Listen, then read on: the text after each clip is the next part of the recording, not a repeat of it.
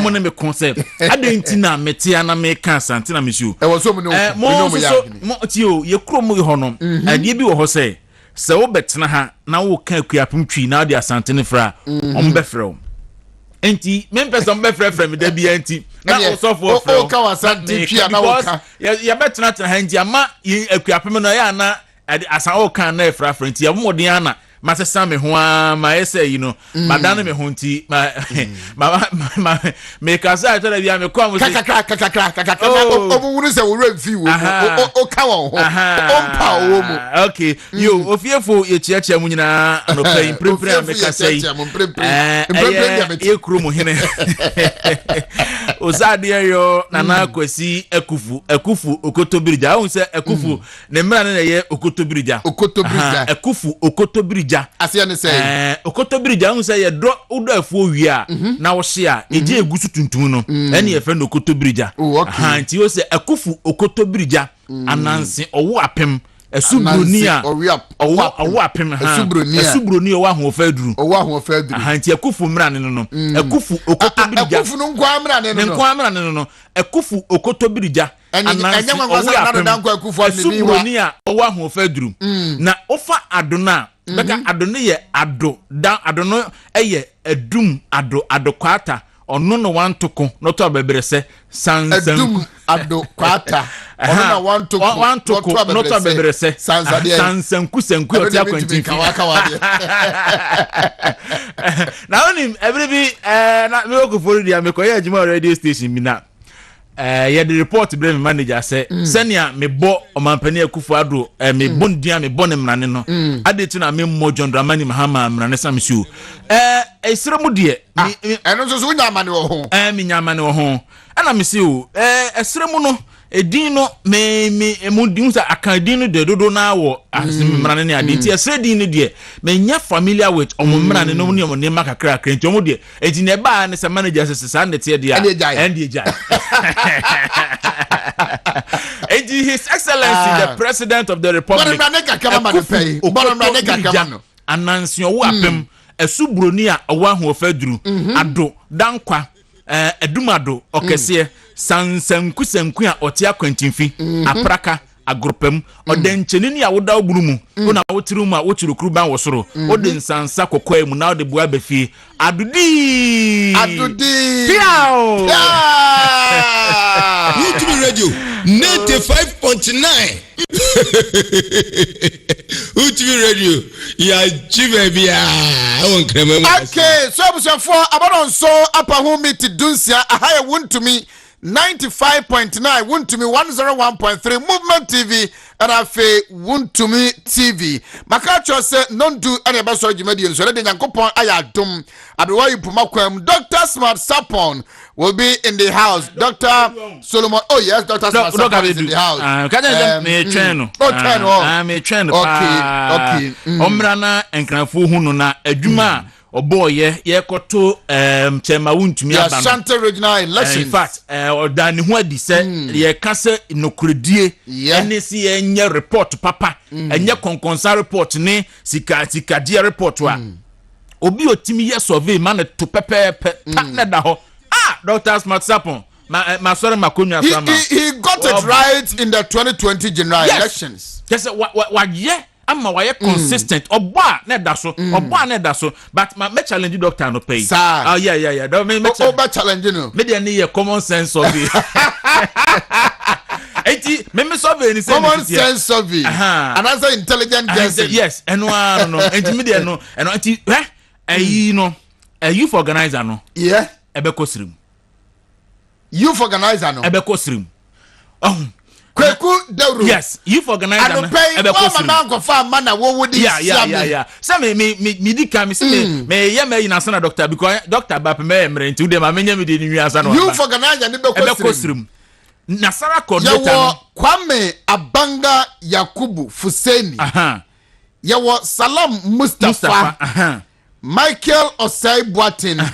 Prince Kamal Guma. And I will say ebe kosirim. Youth organizer no ebe omo ye dan ebe kosirim. Nasara coordinator ebe tenan kan ha si. Nasara coordinator. Yeah. Ebe tenan kan.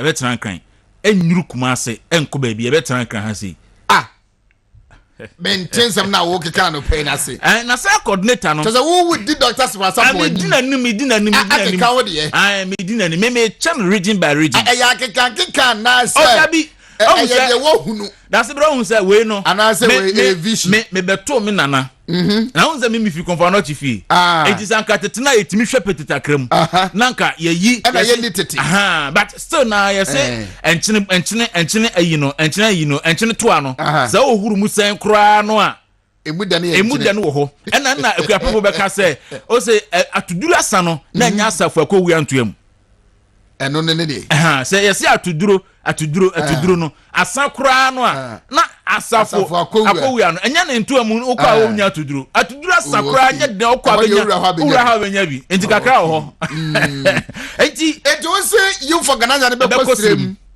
nasara coordinator betna kan ha sei o ya dan women organizer na be ko Eastern region women organizer na be ko Eastern region betna Eastern region e ma me kejemfu a obatampa no pay ya no o ya dan kejemfu a o di nchine botoma market be ma yakwa na yaba obeko srim na me fa bibi tse national organizer ni say ya we dey be do Ashanti region ebeko Ashanti region Henry Nana Boache ebeko Ashanti region Ashanti region me predict organizer any treasure no say ebe pie wa sentimentem organizer and treasurer ebe pie wa sentimentem say two no be wow we are den the general secretary no be ko infin mantem Central region. Na mafa general secretary no go to Central region. We are just say John Boadu asem na wo. Yeah, ebeko. Ebe din Central. Any body no na just say we representing regional distribution. No one say na. You see, mewura NPP delegate na dwirimu. Na me hu over the years na won select your leadership. Omo nya mistake. Enti general secretary no be Central region. Offer second vice na offer vice chairmanship na vice chairperson first vice no be kosirim first vice no will go to the northern region first vice northern region yeah ebeko well you can do me and my listeners my viewers some good this morning by mentioning names okay first vice nde oye den a Mame Talata Rita Asobayire oye den minim okay mamika ebeko den minim the region port to film say be of northern and northern of east and Asobayire pu na nkomu did you me the pa Asobayire you see say o hwe executive say wo hwe ne onipa ba ko a party for din ho dance pa ya Asobayire I think she's seen it all me na me ka cho onipa ba ko a won timente so obi abon din bon da ya Asobayire entu we den or the first vice ne be ko the second vice no people should watch out say no so be ko Eastern region second vice yeah second vice Kisi honorable Kisi Nokumi Kisi honorable Kisi Nokumi Kisi ono osiawofo oya osiawofo this you osiawo him say achim osiawo hin ya so the second vice will go to the Eastern region the third vice no people think one header nya and the cheaper power Eastern region well honorable Kisi Nokumi Kisi will deliver 2 elections and he just like my boss. Yes, or deliver 2 elections. Yes, or deliver 2 elections. And you see, ne seat S1 and it's the ultimate goal for any political party to win political power. Yes, we need back on and olusu back on. Tio, we need NDC for their back on olusu need their back on NDC for. Okay. And it's not the seat S1 but we need NDC for their back on and na olusu LPP their back on mom. Plus 1 minus 1. Yes, ayensu ano and olusu ye. Ena owini upper west adeso yeah. For if you say start MPP that the NPP had never won MPP winning that MPP winning that omo NDC MP no madam for honorable Derek who chairman no permit chiao o hemi no permit chiao enti honorable Kisi Nokumi Kisi this you know on so yama me yonko pa na honorable Eugene honorable Eugene Saki ono so me body pa body pa and MP ni so ho no na on the MP ni de na say na say MTM for block ni mumu account no why you na MTM for block ni na ba ho me kasa na say MTM for block ni me nchechiri okay ana wo you Saki ano pay chiao obo adwuma pa nti etu hwa ona bo Kisi Nokumi Kisi strategically no onim fam so the second vice will be in the Eastern region the third vice no ono nanka obetimi akọ second vice but Crawford said on said that nye popular sour grounds but you see the stronghold the northern side of Ghana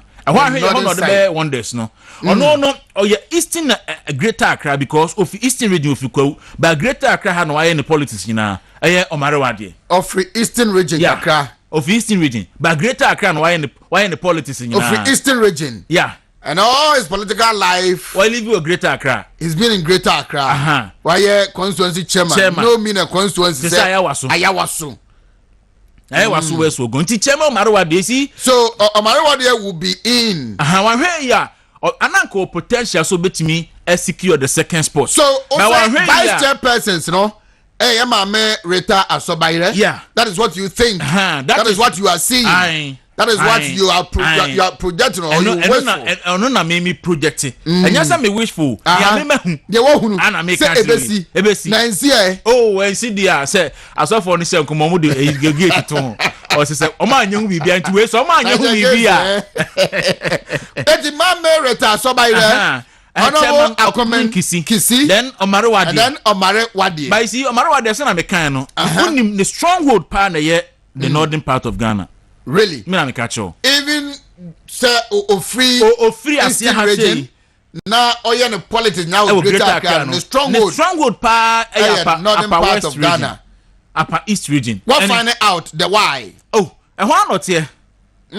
Party ye bibia na yesuman panifo a obeto no Omare Wade wosirim. On ye na to ho. Eti Omare Wade ma no nya se e ma no nya tie for onwa. Chairman no pa mi chiao. Michia papa na momento nkan dia momento nkan am so no mumu ni ablo ne dia ndom block ya anyway but on say national youth organizer ebeko sirim is it because Oma dominate contestant in Ghana no 3 out of 4 no anya sa you see ebeko we den ebeko odi den ebeko and nipa me baby amete is it because they are coming from the northern part of Ghana or is because of the niche they have carved for themselves the message they have put it across and as I say enya mu nyina na afisirim se popu fisirim ba mi ensa ne firi ho ba mi omo ye nan ho mi ensa firi ho enti e beko guma Fuseni and Mustafa enti some Mustafa Hamid were the youth organizer that me wa and be come back to the root youth organizer and be come back to the root Santo ni kabon su dida and be san akọ ni Samuel Okusu adi na na bi su adi ayinu mu di ansa na John Boadu su adi o mu di ansa na Sami bi di en Sami na de ba se Hasima na bi beto aso nti san akọ ebe san akọ back to na John Boadu di ansa na Anthony Abeifa ka bo bi di no ayi me ka say latest say John Boadu we chiri enti ekoye na ba se ha sei e na atena ha sei ya paminu enti e besen akọ o pese ekọ anase ebeko na pese ekọ se e chiri so yire so pa se ekọ ebeko so who among the three nordness one me predicting nipa 2 Salam Mustafa stand it very tall any abanga is he Kama Aguma born homodin but is he and Kama Aguma there is a deficiency ontimi kan any ontimi kan twi in the local dialect but you see Sania Ghana see landscape na you know so obeye youth organizer twi enye the official language but no kosrem kura kan twi okọ voter region kan twi enti ne inability to express himself well in sa akan language no ebe ha no wo hwa nyina ma aka nyina sa banga aka twi a so if it's about communication the others nka ya banga na make so aka twi a Salam enso so kan ebe nye communication kwa tina me chese Kama Aguma no oye strong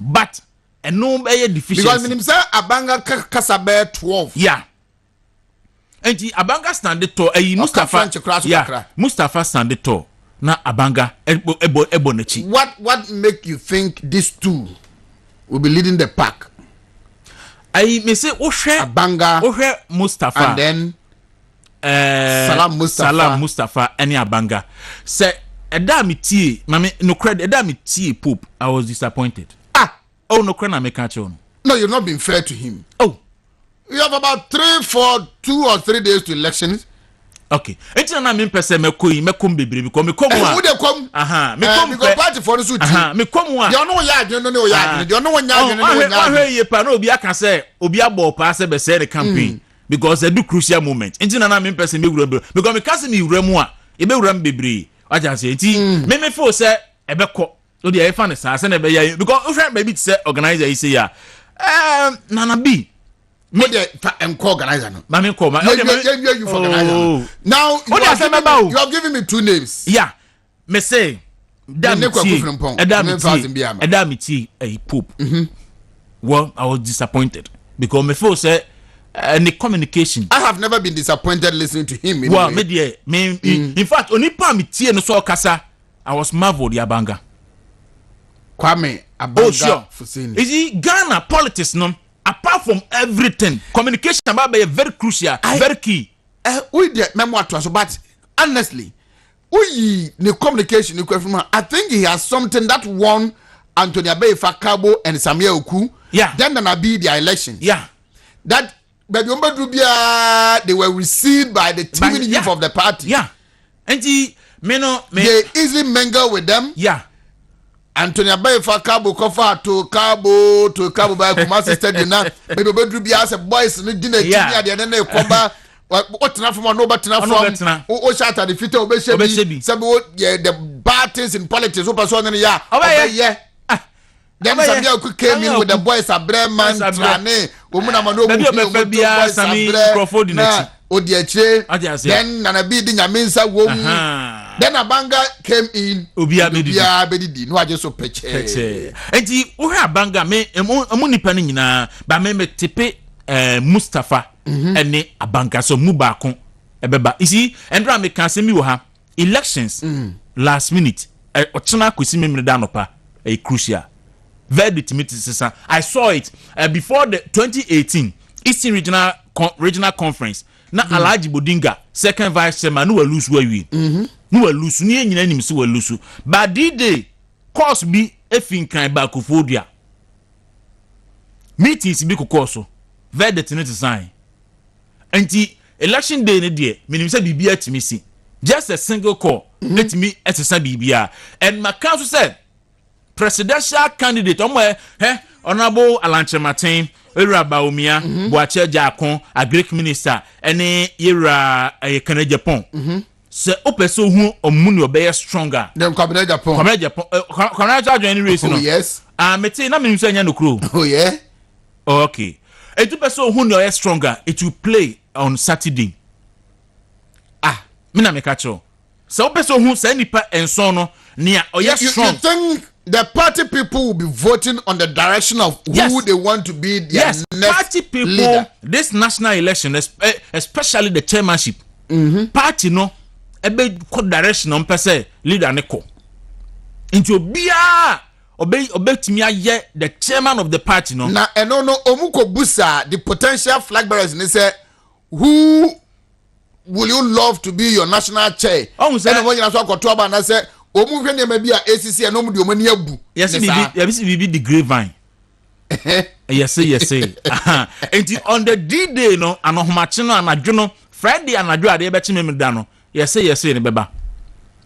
And some information na ba ohun ye kita no potin ba obete. Yes ba omia say we no ne beko. Yes Alanche Martin say yes Canadian So I want to take you aback and you do these two things for me. Tell me, say obi to aba Emma Salam Mustafa. The entire nipa kwan ba ya adwene say oto aba ma no. Say bia we ne nsem kan ye na braba wa ball party no say ni nti. It can win him the National Youth Organizer office. Now for we are Kwame Abanga Yakubu. Ono so wa beka because omo mienu ana azu hu omu as the front runners. Yeah. And tell me why. You see Abanga mamen kase onye obi a me na shia once ebi onimi ba me din ba bi kura odi me gina o shia me a ohume enti me obi nkase bi Abanga me nim no ono onim ebi onimi no I just want to draw that distinction and omo kono mo nyina qualify but da me ti Abanga me ti in the first interview no I saw say ye po obi a o ko twe dom de aba no see election na kasa o wakasa me nipa tie na what movie nipa no a Abanga has it, and I think he has an elaborate policies. Yeah.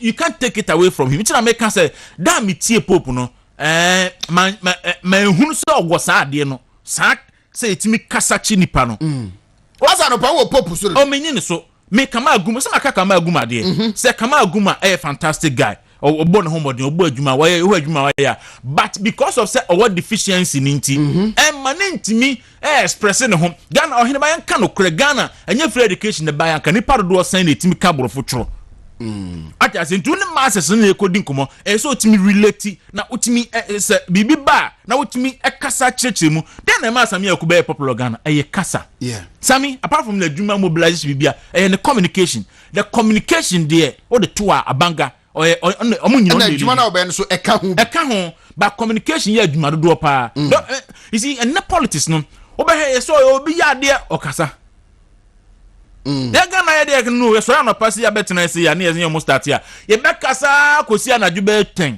asa na radio station nyina apon na obi akwakoda okay asema maybe Emma me first lady catch honorable Kwame Duncan obi na appoint by regional so 30 ni enti a key and I think Abanga was there Salam Mustafa a bad experience only odi osunu achi a enso nkan ezi odi Samia Okuachi na oni Samia Okuye adwuma as experience there obenya bi because Samia no so no ni achemu for example of kan covert and overt operations ni nyina onimu ye enti na say sa experience no there wagada na utie nkrofon so a nkrofon so penasem. But some people also think until Salam unity so beba National Youth Organizer racing number for kwampo nim Sami wa deputy bimpo Debi ekire say Sami deputies too no no mo ye lawyer no mo ye dedicated no mo ye serving no mo ye hard working is he servant bia ni hono mo person ye kese sen ni master what I say and Bible say nia opese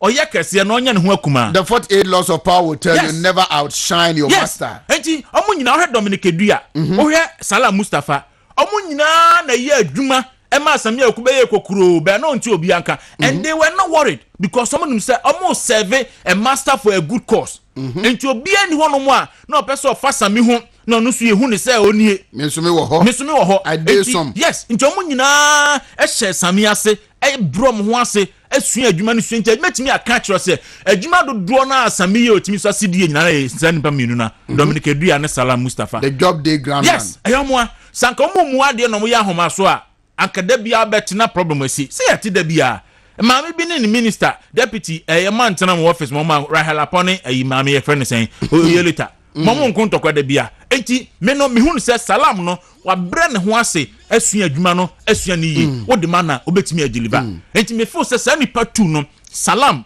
right nyampo metena say on na ye constituency youth organizer enkomo ye de ni die mu pa na ye mebusa ne say oni ni anam de di nkomo a edia bay na mo hwe afrisa yeni anamo enan ho no makoto aba ama emu baako Branyampo join me very soon here na yeni nkomo kwagutu asoma me enti media omo aboko National Youth Organizer and there metisa wotu bia nka beto ma wa mean to be ntimi nka sanka wotu bia enti na mean to be ma media ma mom key point na obi a oto aba ne bibusa say esere wo se ya adwuma ya chei na wodi amanyose mo chi ache na wo brebre waso asin wo mu a wo nipa nan se wo kari wo mu a hwan na me nkotoma ba mano a na za de maka Yesu se eno anu aka me maka ndi no waso no watie ene sei amaka makawi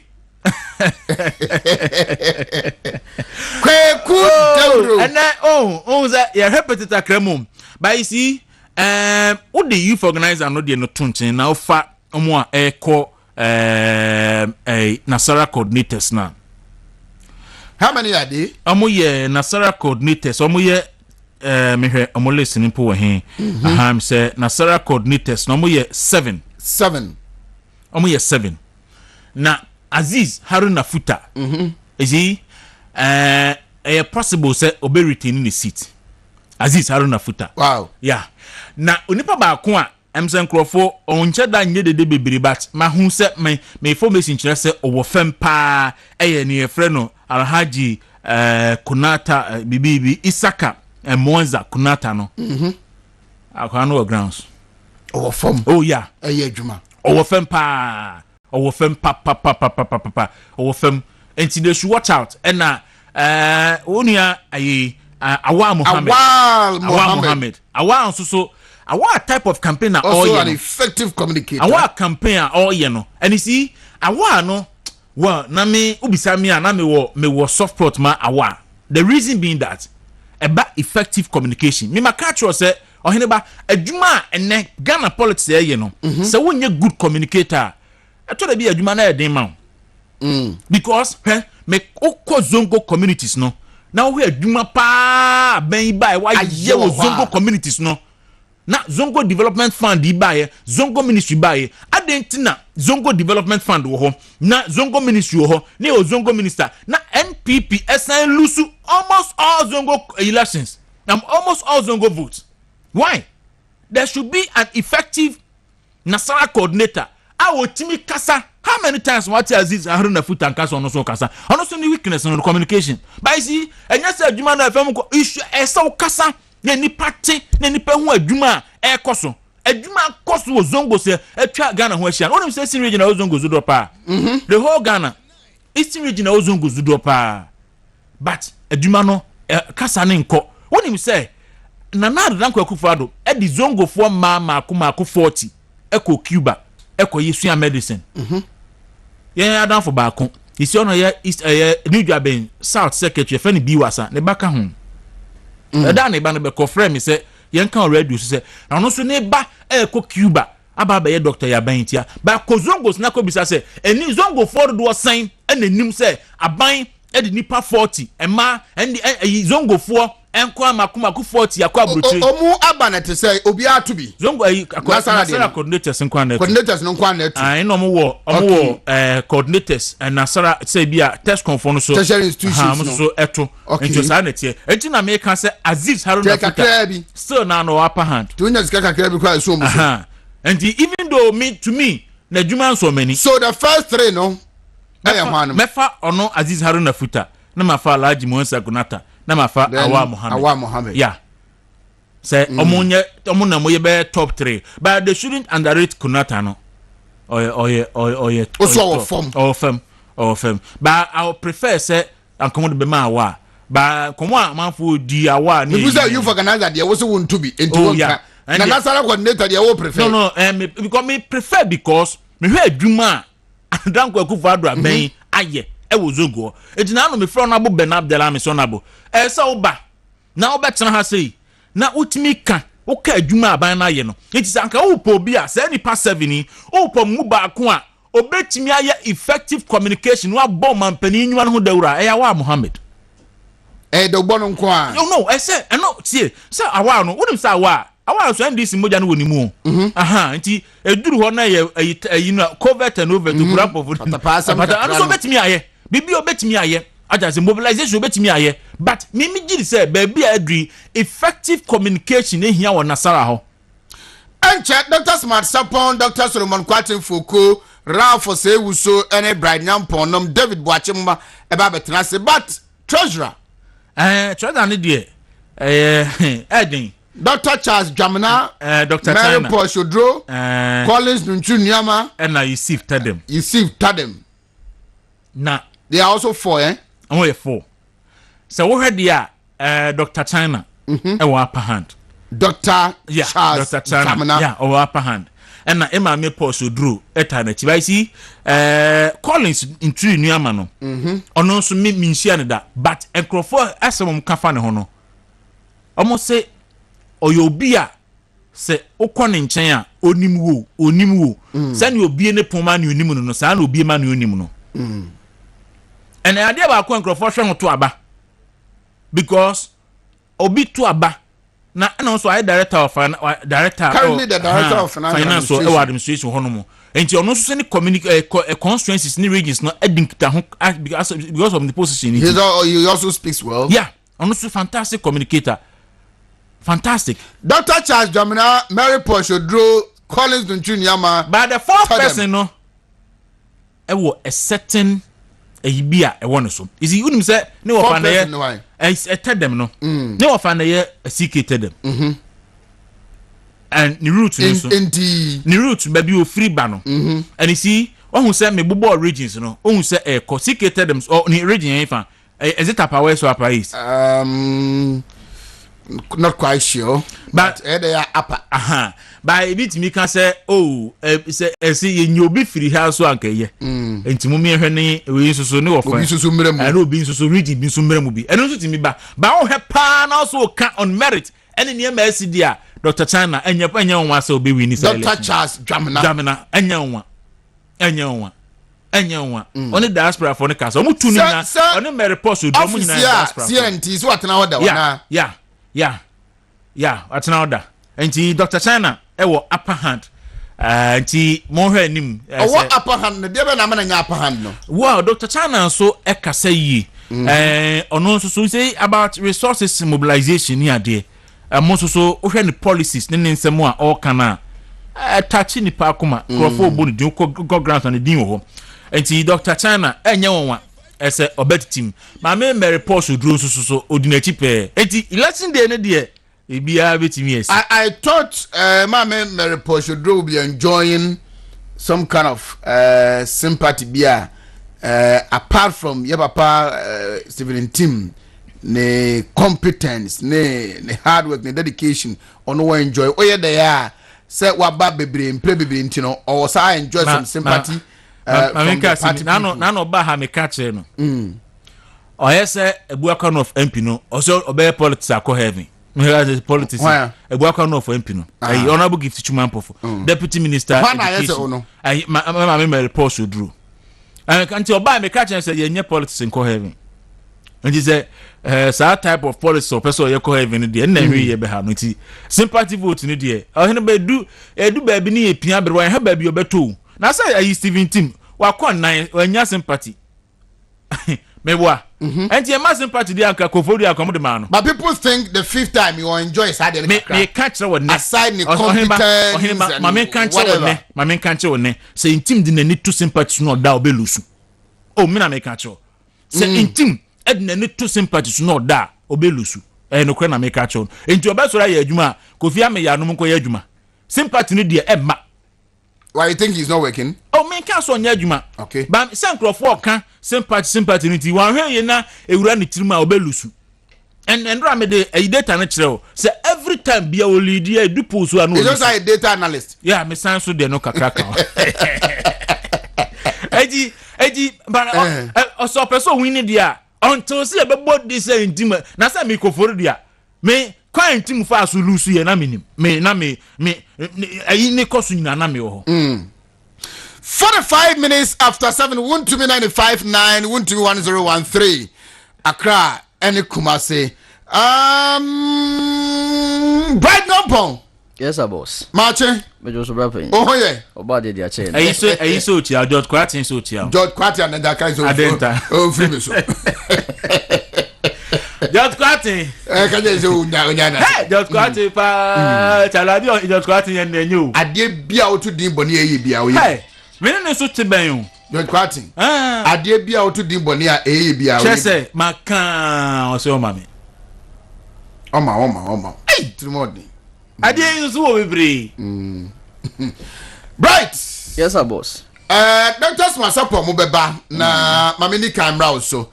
Muna mo kwa akoto aba no ye de ekeke de kankeka ne de atete ne de isusu say na momo de muna mo take decision am say aye ho adwuma Obosi West Constituency youth organizer. I know sir you've been in touch with your colleague youth organizers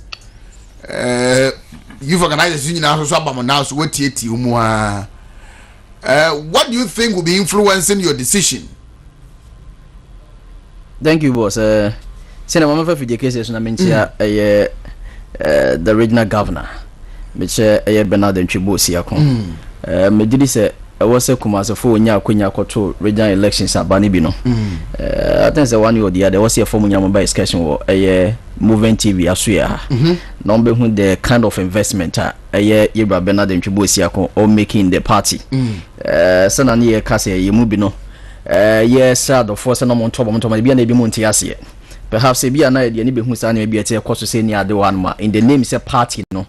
ebetumi ejina brane na I'm sure people will understand us the reason why intia you call all out na yehwese Yura Bernard Ntwebo Siakon obetumi atwa ne dwumedie so as the regional chairman for Ashanti region and intino akora bia wo ene anopa bia na ye chia twedja mponyapo wonka no nyo kese na dwumedie no ani so ade hu for Ashanti region NPP and for Ghana at large nyina no entumi wie ne peye emfama na ye ntia eye mpanyin for wade dean of regional chairman esefata pa yegiri so bobo adwuma so bibia so ewie ne peye onyeba matters ma mentia MP me se MP watan yes honorable Kwaku Agyeman Kwaten member of parliament yeah mechia ne bebre member of parliament yeah mechia ne bebre ene menua Makati of Obuasi DVL also hwe no peme fa ne ntia kese ema ejene so Dennis yes Dennis yeah Dennis was 14 and Danny omunyina ata by Friday no be do town o match ata by Friday no mo be do town na mo be to adwumedie so see the issue about national youth contest because any enkomodie kokoso e wo fom nyame no nokare ni emrantie nan a wayi wonti nyina no onyina no message no message a eto asomu and utieti from ground sir se bia nke to abama nipa nan nyina ma ye ya possibly bia na ka beto amomu nyina because obia ho odin so nya kwanya the kind of vim ye de kasa ye presentation baby ye information ya de ba nyina so eche se mo ma kwanya metua ye adwuma no obia demonstrate me pick it from on the ballot na yenua bema Abanga Yakubu for now on number 1 on the ballot paper ebimu simu eja no he came in at a time meka se na ebimu edi nkan asi form edi o message abet constituency youth organizers but utie down sir at the time ono no be mu no ene ni message we dey buy more of entrepreneurship ene say obe empower the youth ama youth no so enya kwenya no magina brane then yes de bia no kwako gina obi so no akoye la se me kwaje 1 cedi or 2 Ghana cedis but rather you be a youth one kasa to me say me source of income import say about let's say over 30 good years or 34 or 35 good years that's MPP are buying at least baby I say Ghana kodro no yema different political party not NDC embe to aso hwe de o man Ghana betu manage ne man I say Ghana kodro no kwa na as youth obese ni dwumedi ase no and now by under his administration no at least wo hu se wotumi apeja adwumedi abrane and the message to be honest with you getting into a lot of people from the regional youth front side maybe I'm better touch it to the doctors smart yaba out and so but me person me pick one after the other and me answer over the second person on the ballot Yera Salam SM movement Mustafa and so esimu entem the message about abonten the message of or making sure say Mebu Nyano will also be on board in his administration so nyakwenya be this as a national youth organizer na obeboa ama ebebunu bia no enya resources obetun na dwuma meche the party work na boa menkunudie aye party ni dia mo eche say we youth organizer to him obemo affiliate is ewo ndwumedie ma oreye the message so as I said and also message baby now so receive no ewa komapemu the third person on the descent Prince Guma amafo ehun ne say yes indeed he equally carries a message because of dwumedia wedding kan edina manone ane adenite no what try say obeka any the local way of politics and no abom na omonwu sampa ye babu na as youth organizer o self say o benefit from the party more than the ye behu ni say yensa kan si anase ye go through for now into no so message no message a talk maso and most of the youth no so no when they say ampa so no so nya konya indeed obetumi aboa ama bibia awie ne peye the fourth person on the ballot Yera Michael Oseboating properly known as Pope and so one of the candidates according to guys and also be when he say on also one person also see muache some have been making instances and as a reference to Yera Henry Nanabuache bra now I mean national youth organizer some of the organizations there are a lot of organizations in the bar party anymore back when we ewo kwa I mean mebuni nya akonya ekoye eni ade dwumadi a na egu then regional youth organizer so ni deputy so no according to guys in Bebrina no I mean from various areas of the region in terms of the youth organizers position for no yet yes that was the timer Omubinya encounter with Yera or say Michael Pope. In terms of our access to or maybe so no use the card the trum they call the live band behind their course was and you know guys some of these things na ama omwenya or dot son could be so ebimu picky or dot the ma Pope from that particular organization no etwa so ama campaign ekoso so no one also the message abre adese no and Pope message in bizon so kasafa na say one also be said the national hierarchy no ebetumi involve the constituency youth organizers ni bi sane be ya enya asa obi na tesoro and was say ade ade aba na emomo no ye nyina no obi ade na dwenche aka ho and yetumi ahyese ama bibia awie ne peye so that who youth na free district bi ana constituency bi a wodo wayi wadwenche baaye no we foresee say as constituency youth organizer ebetumi akọ bo bi a ebia wo Savannah region ana any other region bi a ofi mu a obeboa in that kind of discussion.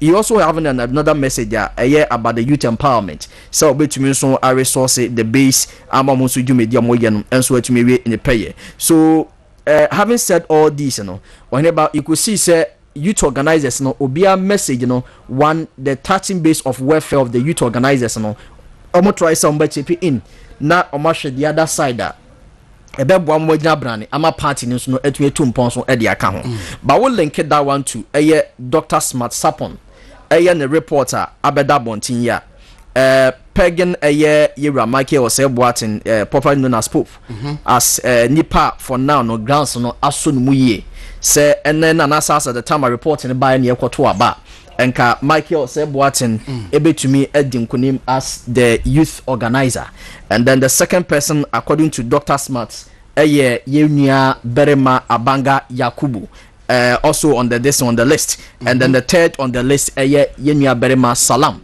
and then the fourth person Kama Prince na wohwe sa ayiwe ba na nkomodide bebe nso akokoso and ebimo ehu ne se Abanga just as I said no wamba sinimuntem then so the message about entrepreneurship ene meboa mo wanka samo yese no edidi amanfo bebe ni timu ye pa so wohwe the rate at which one Mikey Oseboatin match up the first and second position one mona ebimo ehu ni say any of these gentlemen no say enyema ansesa the push to me put in place na omakoso kasa the final push the exactly na o message no wakoso egusunsuye ye ewo commanders na koma so no people are having that belief that that first and second commanders no enyom won say ansesa during the D-Day of elections na but oneba onime ya adwon so say about what there even the D-Day na kasakwa no the beer to me see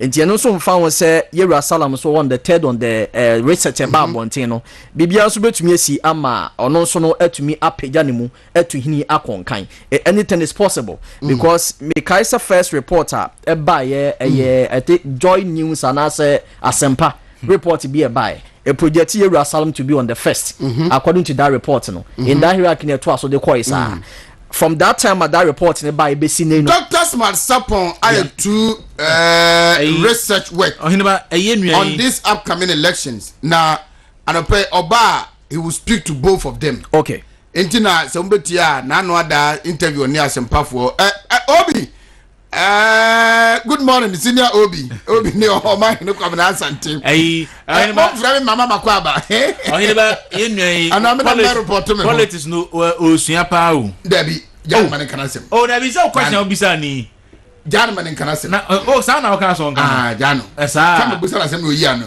we are market oh I'm going to transport why are pa enti Dr. Smart Sapon too he spoke to the first one that he did the last one awaye no oba no pay ya ene obedi mu enkogo yie na waye ne final validation na odi aba and pay on Dr. Solomon Kwati Fuku on the group chairman academic patriots Ghana a group no ni din ya me de Fuku ni ya me de Dr. Solomon Kwati Fuku na Dr. Smart Sapon omo eba enti commander biama na bright selfie ewa ha My name is Sick. mene no emo enkomo Okay. Other me co-organizers we youth side na Mira director me say me nkasa fa kakra o enti o he say na me din kan no Dr. Smart support ye the tete report on kakra just as you said no about obebie bi no am ya pensi mu from that yeah okay you know is that what Ashanti Regional Youth Organizers are no mudin komo no yes an komodi e koso mu ana per the report for the Barbonten no but to be honest with you not even from Ashanti region per se alone. Sometimes you try to be doing come beyond Ashanti region. Na ye hunu send ye nyamani adisi bi kofa. On the I said report no and Dr. Sapon that we know. When you somebody has been previous obeka sa me kwese okutupa na me kwese wafunu. Now the information ya beto bontin to favor somebody. Or your report out say yes report no win so we have a testimony to that one. Your regional current election say course we the team of Untumi research ye per projection ye no any Dr. Smart Sapon the or the Barbonten or anybody who difference be a womb. The national elections are a course so 2020 and then 2016 the nano the projections near your year nyina no what the total the results outcome e buy ya when he bana insunsuye no difference be a sir. So some of us ya bet trust ya na yegidie sonko amma ne researcher what the beto abonten. Having said that, and share the reporter or the buyer na me person me call details because one ankasa benti no me person me call no the areas and answer the methodology you use here and they pick it up in the research no or hereby wouldn't doubt say a better reflection from air grounds and it's commanders and be edidi or home command any differ. But I always say this one say it is never too late until the person who is involved no give you up say may give you up on the race and in as much as Dr. Smart Sapon a report no project be first, second, third, and then the fourth position no anything at all can change depending on how we nipa no able to me atoto ne niema ayi na amna koye gina pen. But as I said enkomodi e koso from grounds any other commanders I no munya touch no smart report no e kasa and it speaks into the grounds as we what most of them are thinking about. I know I have bright Nyampon Obuase West constituency youth organizer bright Sylvie Ewofiaha. You want to be the next national organizer of the great NPP. Confirmed. The party that believes in development, in freedom. Yeah. Zina. Yes, sir. Mache. Me just. Apum. Boko. Yeah. Yeah, fine. Why campaign we? Oh, campaign no de edanara obeye.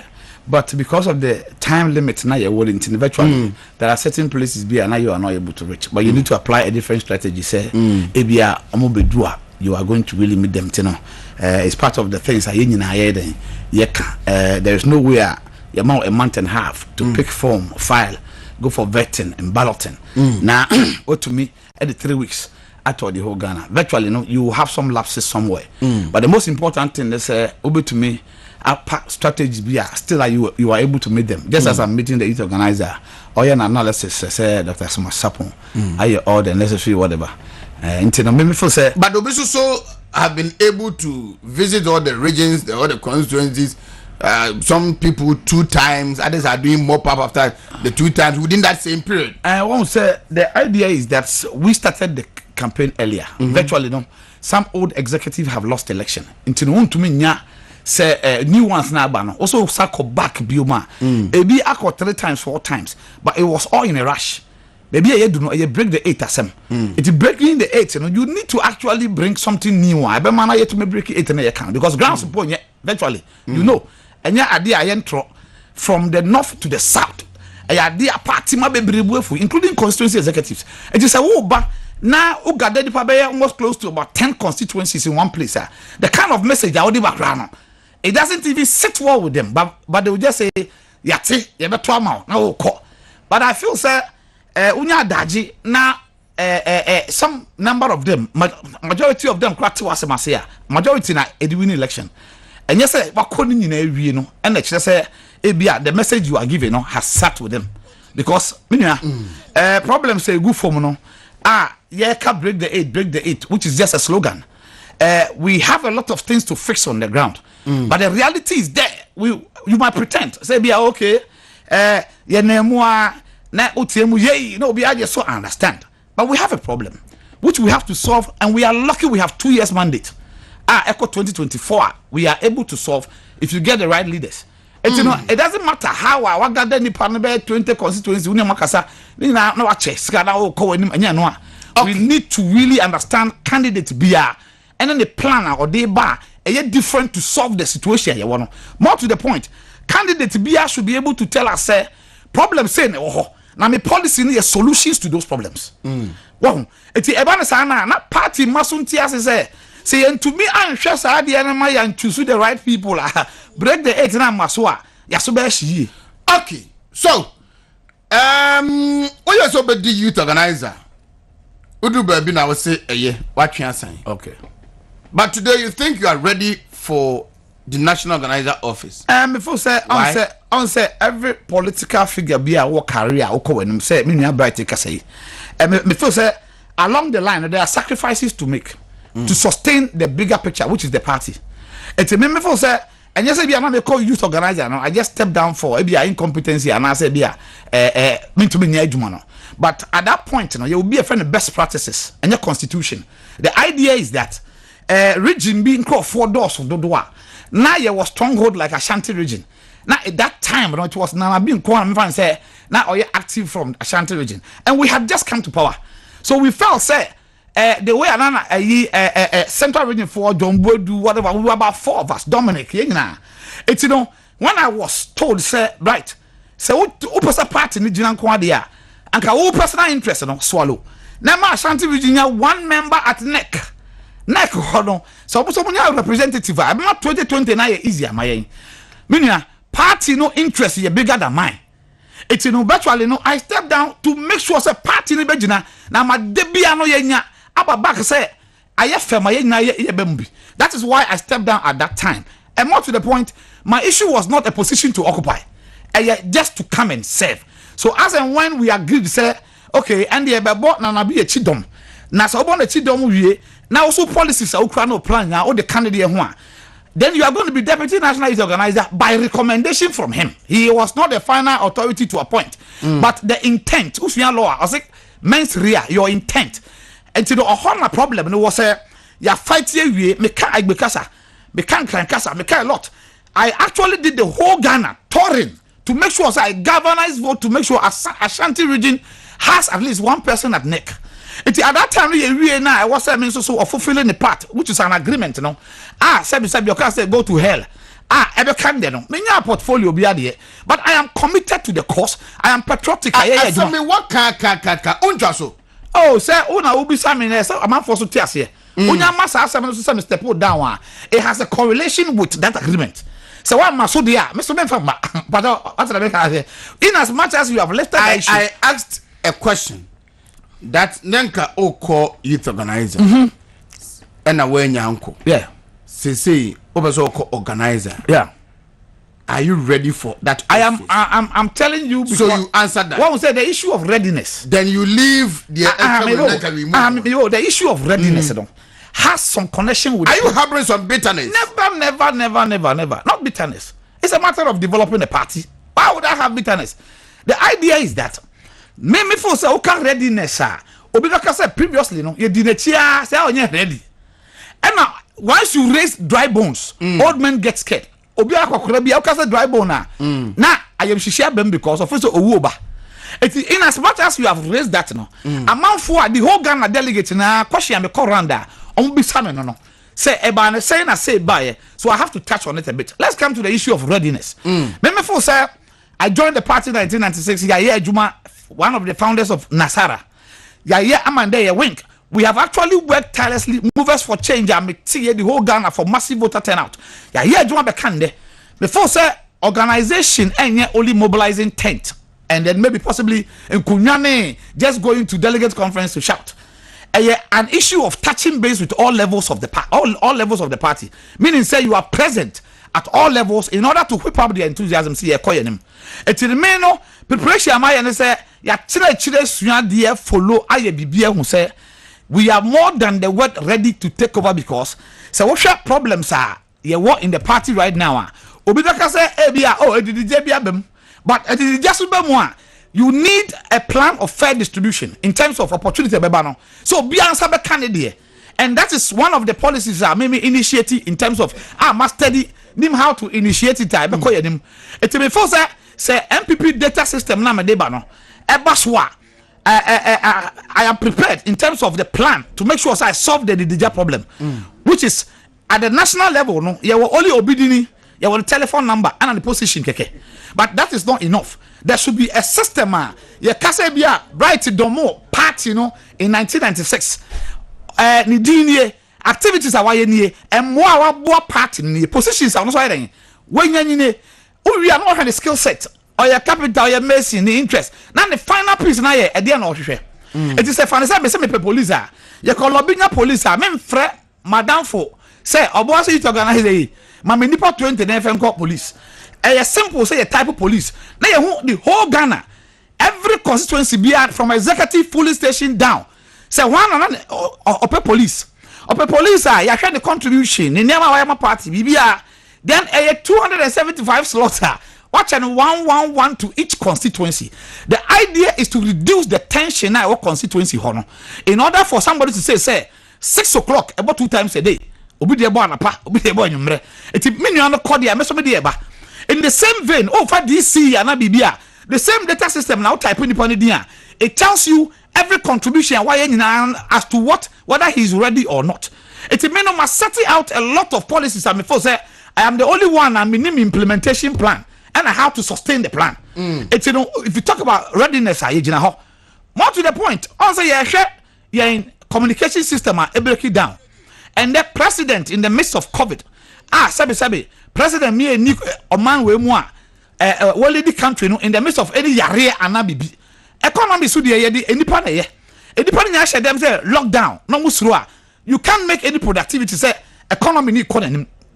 It's communication as some say in the midst of all these things, president and as a party, I never be bria. I wasn't on mining in Ehu. Yeah, air cost or Tamaleno, the water regional. The air cost or Bossy projections, I and never be bria. I'm out for him. I can by now. So, Communication Institute now about saying I want to initiate it. We would have documentary crowd or TV. So, say in every language, I before Kasabi, because I said, I deal when I buy now year from the time or buy up to now. So that NDC4 propaganda almost spew everywhere. I'm for a buy into no. Because we all understand the fact that they are Juma. But the Juma one friend Chilobia, how would you know? Number one, communicating in opposition is different from communicating in power. It may my dream say in power, and people need training to have content, at least to talk about. So the free assets, double tracking, a course I can't be running around it. I need to understand the content, the curriculum, everything. It's now on the 16 delegate for ba. Now what's it bright? Yeah, we are initiating National Communication Institute for MPP. The idea is to train all communicators, serial callers, everybody about our policies, our constitution, the party standpoint on ideology. Now, communicators in order to break the eight. My dream now actually say, Yan say training no and you see a dank as one crying. Now independent about training. The AI say we are decentralizing the training. Trainers in the constituency by constituency. You training we are now ID card. Your ID card that say you now have the mandate and you are ready. So to be customer or medium biaso. If you say you are on the issue, who experience as a journalist, there are some communicators who are now bar. As some can what you say, it's not substantive and your content. And your ordinary dream heading, we are not able to make the impact. Now, my Ghana for say party na nasa bino fairly. It is here in your institute a bit 20 and crop following as well. Okay. More to the point, before that constituency 4 na yet mapa. National there was 17 members, regions who was 17. And your constituency in the police station 4 and a walk in front say members are they be a one friend one say me ya adoring. Brother betu kakra me ba ko school we yare ni nyina agina constituency 4 no so it is a empower and initiative ade bi e be generate sika ma constituency 4 na mamanya funding be all the time to run the party to be beautiful at the grassroots level e be ma yet to be break it It be me for say onyame ya adom na we ba. We can create one constituency, one business, one police station, one business. Now let me give you an example of some of the things that we can do. You have to say Maslow or buses or the GPRTU. Now say GPRTU buses we know there is a process how fast within ya. Ama GPRTU for ya. Amo ye juma na end of the month they pay installment to Maslow. We can get one of these for each of these constituencies. What Ghana hire any poso. It's end of the day no. Me for say and on ye juma end of the month constituency for benya allowance. Now, the Akana could have Maslow installment until the bus is this. We are capitalists and we believe in private sector development and entrepreneurship and building strong economy. It is able to be a sign of never waiting now. So we resource the constituency by initiating businesses for them. It's, in order for the police station not to also give pressure to the constituency, we can get these Aboboya and stuff for one police station. Be say, and also near Juma. Now end of the month constituency ever manage now more the allowance each polling station executive and also share and perform directly in his community. Now ma aboy in some areas no corn mill can even work. In some areas cocoa spraying machine mo the sprayer mo kakra they me pa change say yeah the resources and a party now oh yeah party who adwuma resources can ho enye and national no enye Bank of Ghana. It is here initiative as capitalists that we believe in business growth. Now your man constituency the police station for pressure and cut down one MYA. Number 2, before that TESCON for no motion you to organize that here no. We are running TESCON on an empty stomach because there is no budgetary allocation be a call for TESCON. And TESCON for no the future leaders. I hear say one of the national youth organizer aspirants, say Onoba Obeshe. Na every month we allocate tiske be call. Oh, I know the institution be and also be. I know the not realistic. Me for say I say me what I can. Some policy be what I can. Say every month now we are realistic no. The realistic one is what I'm about to tell you. The same way now me can say we have to initiate We are allowing one businessman and one politician to adopt each TESCON. The businessman is some of the private sector guys around the party, almost sponsor party TESCON for here there he should take care of that so that we also find some other contracts and stuff for that businessman. The idea is that the politician is training them on our ideology and how the party runs. So we better party now see from where they are before they come out. It's remember for say even Uber crown or the test concern ya more auction custom. You allocate here, you pay the duty, the businessman pays. That Uber works for them. We can even open photocopier centers on campuses. A loan for the G, yeah. Virtually, the students are going to generate money from there. We pay the loan installment at the end of the month. It's not to make us be kuku sika for the baby. I come at TESCON for. More to the point, there were amanone external branches in most of the countries. Therefore, say we can create globalization of TESCON. Just like TESCON USA, TESCON China, TESCON Japan, TESCON Germany. We understand a creative international opportunity for the TESCON executive plus the youth organizer now. On a TESCON for them to at least attend delegate conference in TESCON USA, TESCON China, and also ye meburu na one manonea sebi amonti party na see on where TESCON also they are able to understand the party standpoint policy ni biara sebe ya dachi on person be di party na nim wa ha enya fair na wakotana brochi 25 years na oba na onim grassroots for nyama ase it will come out moa onim moa sebi why? Because only information be here. So they can apply the data and come from beginning. No, the type of now it gives us all the things that you have done for the party. Now to me, a training now almost so the party and I say we can also use the same TESCON for abroad for the ROPA. So ROPA neighbors they can be polling agents for the election because they are level-headed. We have trained them as TESCON and they can handle that. It's a benefit sir. I didn't and realistic because say I will give them money. Where are you getting it from? You give TESCON money from where? So you should be asking him. No, that's what you should be doing because some journalists will be there. Because I have spoke to him one day. What church you come before so benyano? Ebini say no. Ebini say. What church you come before so benyano? Because waka entrepreneurship, waka kwa so before so benyaska. Edia ye adwuma. And I make say so promise. Waka quarry, waka mining, waka a great center omo ye adwuma ho. So that they will generate the funds and use it. Master, I would say some of us are businessmen and politicians. So there was one kind one job be abenyeska the idea. And say na my church I have told you all that. In my presentation, I have given you realistically where I am going to tap from. To you.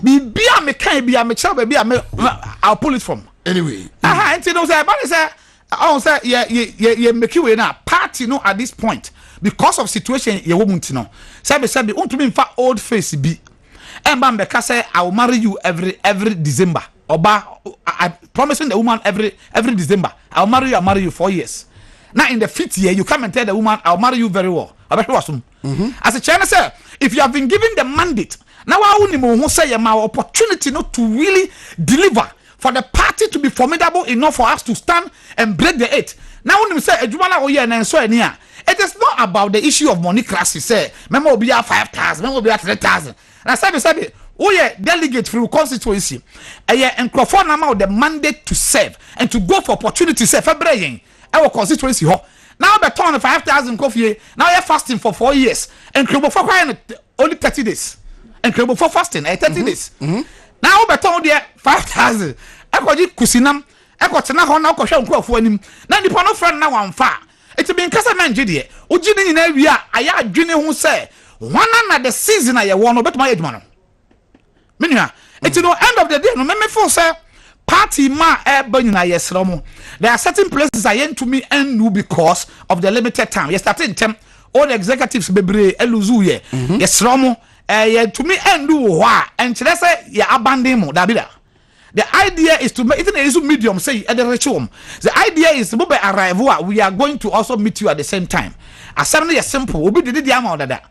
When we also present our own now as level-headed people, no. Who say when I am saying that I am on number 1 on the ballot, number 1 at the top. It simply means that it's easy for you to say when I choose instead of counting all 6 down.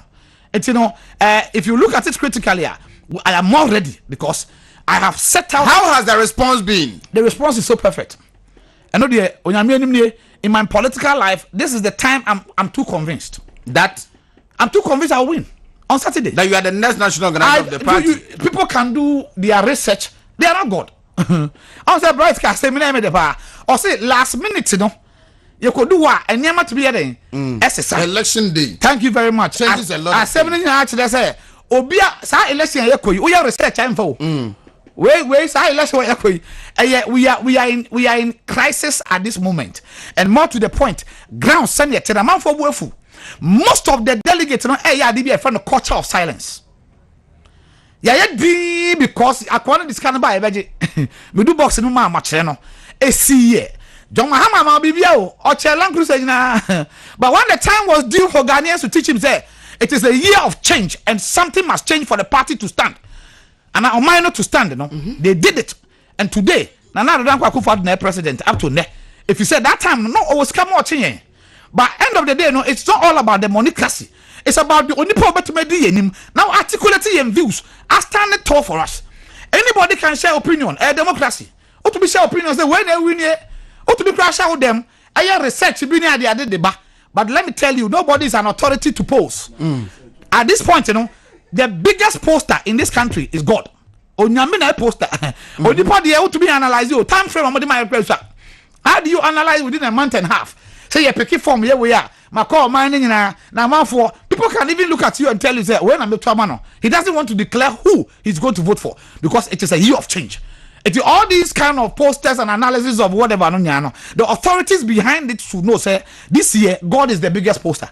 At the end of the day, a bright selfie kumi and they be winning on Saturday. You can mark it somewhere. And when the time what have you identified at the organizer office now? Okwa party for us new di hunko say aside the wo catch you say oba we na opese oyeno. Given the opportunity, work towards that too. I am say they were talking about the issue of direct contact. I will say no. I'm telling you some of the things. I will say ebi a twikasa no me fantini. And tonight I'm for tree no am me. What I say? Propaganda we na. Am why Mr. Me fantini.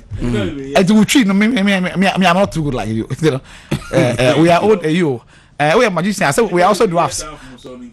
I am essence. The issue you say. I'm part that say most of the answer Samuel Koye na adwuma from youth organizer time opposition near the day and then the be a household name in the party. Most of them are thinking said the organizer position at that hono ade on person ye pa say we have lost 32 seats It was all within the youth organizational structure because a mebunu ne siabonten. A kose, we are doing house to house and all that. And you and I know the kind of enthusiasm I did campaign in 2016 and what we did in 2020. 2020, na and shada anya strong sir, but end of the day, all they are saying is that they want the national organizer to touch base with them most of the time. Sometimes a presence in the constituency, if we pay up the community to know, say opinion biaba. Na idea no ebeye. You think that going national organizer failed to do that? Say, you think the outgoing national organizer failed to do that? No, the outgoing national organizer, he has done his own. Okay. But I'm talking about the youth side, a movable organizer. End of the day, the youth could not have that feel. Are realistic? When you idea one thing, the youth could not have, and all of us here know. Say, any man call yes and because your performance, is based on the resource. So resource it doesn't matter how much you put in there. The outcome, yes, we have lost 32 seats. And the parliament, Tema East, for instance. Tema East is the most industrialized constituency in Ghana here. There were Gasemoho, Unilever, GMPC, Tema Oil Refinery, Tema Port, Gapoha, there were Vaco, VRA, Fishing Harbour, the new port, Conship. All these companies were there, and at least we were able to tap into their employment for our youth. All these companies were there, and their IGF of the district was tight. Their make-up and then say, for the say the minion titles, act to as MP, we got 2 terms of experience. Not a boy in area, now or the or handy over my and this is a Monday after all the resources have been given him and constituency. When somebody is in Karaga, the whole Karaga, no, she know IGF company, or no, we near about parliament. Now and then, yeah, bread because of some of the seats that we lost out of negligence. Now, say the Panabasi for the whole Ghana man, we should go and then give the whole Ghana a can run. Say it doesn't make sense. 1 or 2. It's in a meme for say, I don't know your corner, a clear cut. A BSS, your mom, am I ready? Which is me. But on the people who are on bear winning Tino, or name the level of what you can do. The banner, also banner bright, Kasa, or your bright Kitwa, Madam, your bright penny. Bright to be a bright. But I don't know, maybe on the name there, but I believe it's all about time. So, end of the day, I am saying, sir, our organization fell short because organizer, you're a CEO. A Nasara, youth organizer, woman organizer, almost Nasino. And we have the operational standpoint. It's the department where I come out as youth. Now, when to me and what department are, how do we give you CEO? Organizer is the CEO of the 3 Wings. It doesn't matter where somebody is coming from. So if you Kromo or Danfo, now Obama party now say, think about the party and not the person. Your organizational structure is here. Department goes here. Youth organizer Nasara woman organizer now say youth today failure. Or see CEO organizer Nasabel run 3 of the wings. It means that some you could or but there are wings under him who should have also done their bit in terms of their department. It will say, I don't know, no enthusiasm and sorry. Now, Mebrunya for say, I did the Jayabem, about who for did the day. If it's a party, maybe I want if you repeat the same garbage in, garbage out, we are losing and we are not able to break the 8. And nothing America say, I am more ready and more to the point, the organizational structure of the party should put bright there. Into the slogan, they say, make MPP bright again. Make NPP bright again. Thank you very much. Ballot paper, know what I'm saying? Better number 1. Number 1. Okay. Number 1. Number 1. Any past 6. Man, I'm done number 1. Onyankopon na achire to me. Me then number 1. You know, as simple as that. Ataya me share wahi and one ballot na so. End of the day, no. Me sre all delegates. And one be hunu ato aba dem. And me sre all delegates say party no baby ayedu no. A serious stage na ye wono. We are in a serious crisis yanhwe ne year. To me, I'm fixing within the 2 years. No, now my party money na so any anyene. Na yanko a my to me break 8 no. Until it doesn't matter any people who na che oba ho anu abekasa. Me pese party mati as say you was season bia ne nipa odi yenim. Ana anya ade wo fie oyo, aya de power fie oye. It no end of the day no. End of the day no me sromo. Delegate for nyina anti as say and sat here nyina to me nyepe in terms of all that we can do. na mmom ye ma uchi kom for 4 years na ye susu the brew finally who say a business. Right. End of the day, no, there are two types of delegate. But who a business partner, but who a development partner. The development partner sees a vision in a leader and wants to push him to go, for him to also have his benefit, for them to go to constituency and fix some of the issues for us to break the eight. And your business partner, so they are main time to Mama Cassiana corner out and family home. But we are Sanoa, and you put a man mandate to a constituency no more channel. Now, what home big time. Obedu fear no more channel. Now on kwa jika krase me ko na makotena fie. End of the day, development in Koso, and that will let us lose some of the vote in the constituency. Yet to be break it to be said delegate. Say bright is the order of the day. Say person party in the bright in the future. Brighter, the future brighter. And no the make send bright bright again. Very important. Thank you very much. May I say bright Esufi and number 1 on the ballot paper. Independence a omagina omo pressure obey the national organizer edema party no ono na edikan party for me say waba mo na so mo nyina di nkoma busa ne nsem odi nyano e de mamu nyame yadma Saturday you take a decision about nipa nsia omo aba mo nyina mo na so na omo ni mo edi nkoma enche Dr. Smart Sapon, Dr. Solomon Kwati Foko, Ralph Osewusu enso ebe joining us no ma betena say na yabon komo wuntumi 95.9 Movement TV wuntumi 1013 and afi wuntumi TV and yegusua yedin komo no eno asem eno Kweku Dero awaha he has listened na Kweku aja Kweku Dero midinu di Dero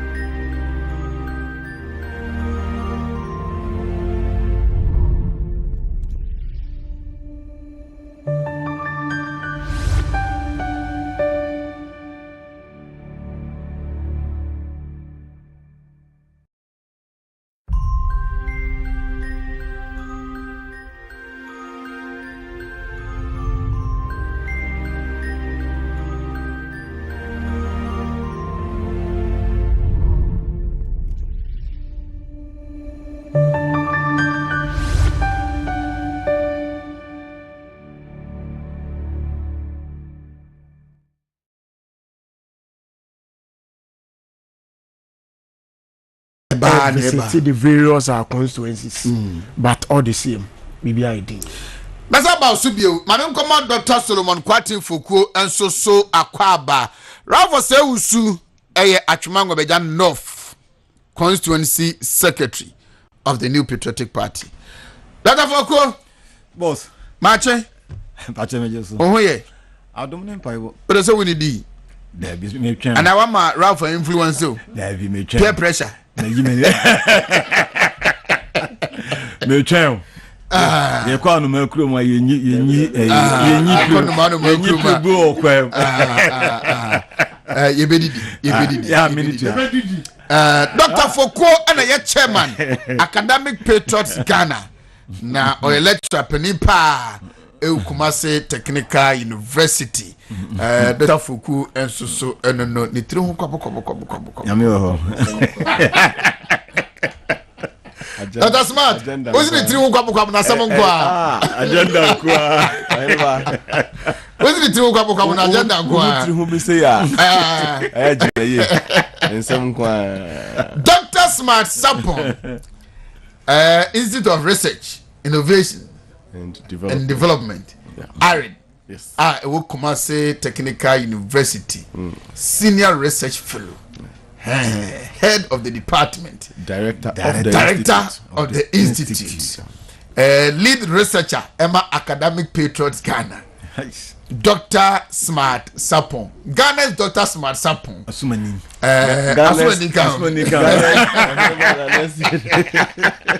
Dr. Smart Sapon and so and no. Yeah, all right. Remember, Ralph. I'm coming back and say the money aspirants of mobile now so aid you know. That is saying, Kwabna say Thursday, 2 days. Near Kotwaba. Obia beton and iso ade hunu. Some of them may be about twice or so. Also as delegates no, we are scrutinizing. Yeah, share our policies are a quick crowd. Na the way on bit me aboa me break 8 which is very paramount. And you go through. Near they will best serve the party for us to break the 8. That's what the delegates are looking out for. And I believe say by now dear some of the decisions have been made already. Nti ebetima base bia ene kra eti he obi on ma wa be do ho amosi gina ya wi esini gina ya wi nti yebeba na ba onim say elections there kwabena every minute count.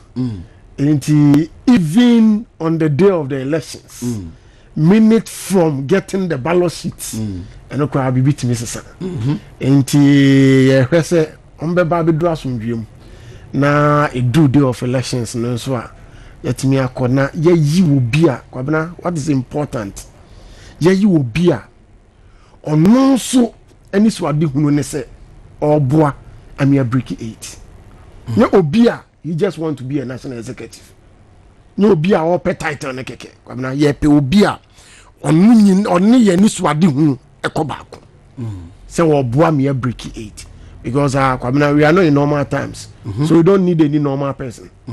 We need supernormal people. Supernormal, yeah. Superhuman, yeah, duper. Hey, because times are you woman. Yeah, me sorry, be asem. We try ya obi we no na ya to abana we. How do you define or describe maybe a party na bejina sesia? More party people na mokoto aban. I don't say yeah ba Fourth Republic. This is the first time party be a survey 2 terms, which is 8 years, or best every 8 years. Now all person will be breaky. No, I serve 10 term, which is a different ball game altogether. Because under this Fourth Republic, we serve 2 terms. Yes, a quaternefi. So bomb modern, so I'm modern. And this time around, no. Say you bet my breaky sergeants na wana. Then we need extra human people to do that. Inti about where I hear kotu kwabena e won sunsan so e 2024 our quest to break the 8. Inti decision e be take nyame yɛ adom a Saturday bia ɛwɔ effect on 2024. That's why I said we need superhumans. Post ne deɛ once you go through vetting aya pass on ne deɛ it shows say bia obit my but you hear doers obi a wayɛ ama yɛ hu a okura the necessary experience I the election Doers, common here sure not talkers. this time around. Talk is cheap. We try ya obi be kasa but the job diagram, those are the people that we are looking out for. And almost na minim say delegates ebe you na abu amaya successful in our quest to break the 8. You see Kwabena Makase obia so that he's in the best position to explain that no. Enti niama papa ye de agu kwamu. Se ye ntimi am break 8 no ni antoa so a anhwe ya isa kwa start from ground zero. You Kwabena me de enye hwe kra no. Look at the digital system as you say you operate in the finance of it. That now you can sit in the comfort of your home and do whatever that you want to do. First, no na you know be too quiet bar. No ma be cancer stories here. Now we experience it here. Every way no, it has to be continued. Yet twice work on new level. So yani aya and twice and push this agenda. And other people will come and start from somewhere. Both ye jaw we at one. That be our boss say. Ye ka actually. Enti say you bit ma twaso na Ghana ye hwe ni mu ye duru hodia. Then continuity is very very important. And meeting na be here say ye beto ama nkofo a Kwabena almost wo say ni so ade hunu ya bi. Na 2024 ye break 8 no. Ni akoso asom Ghana for sompa.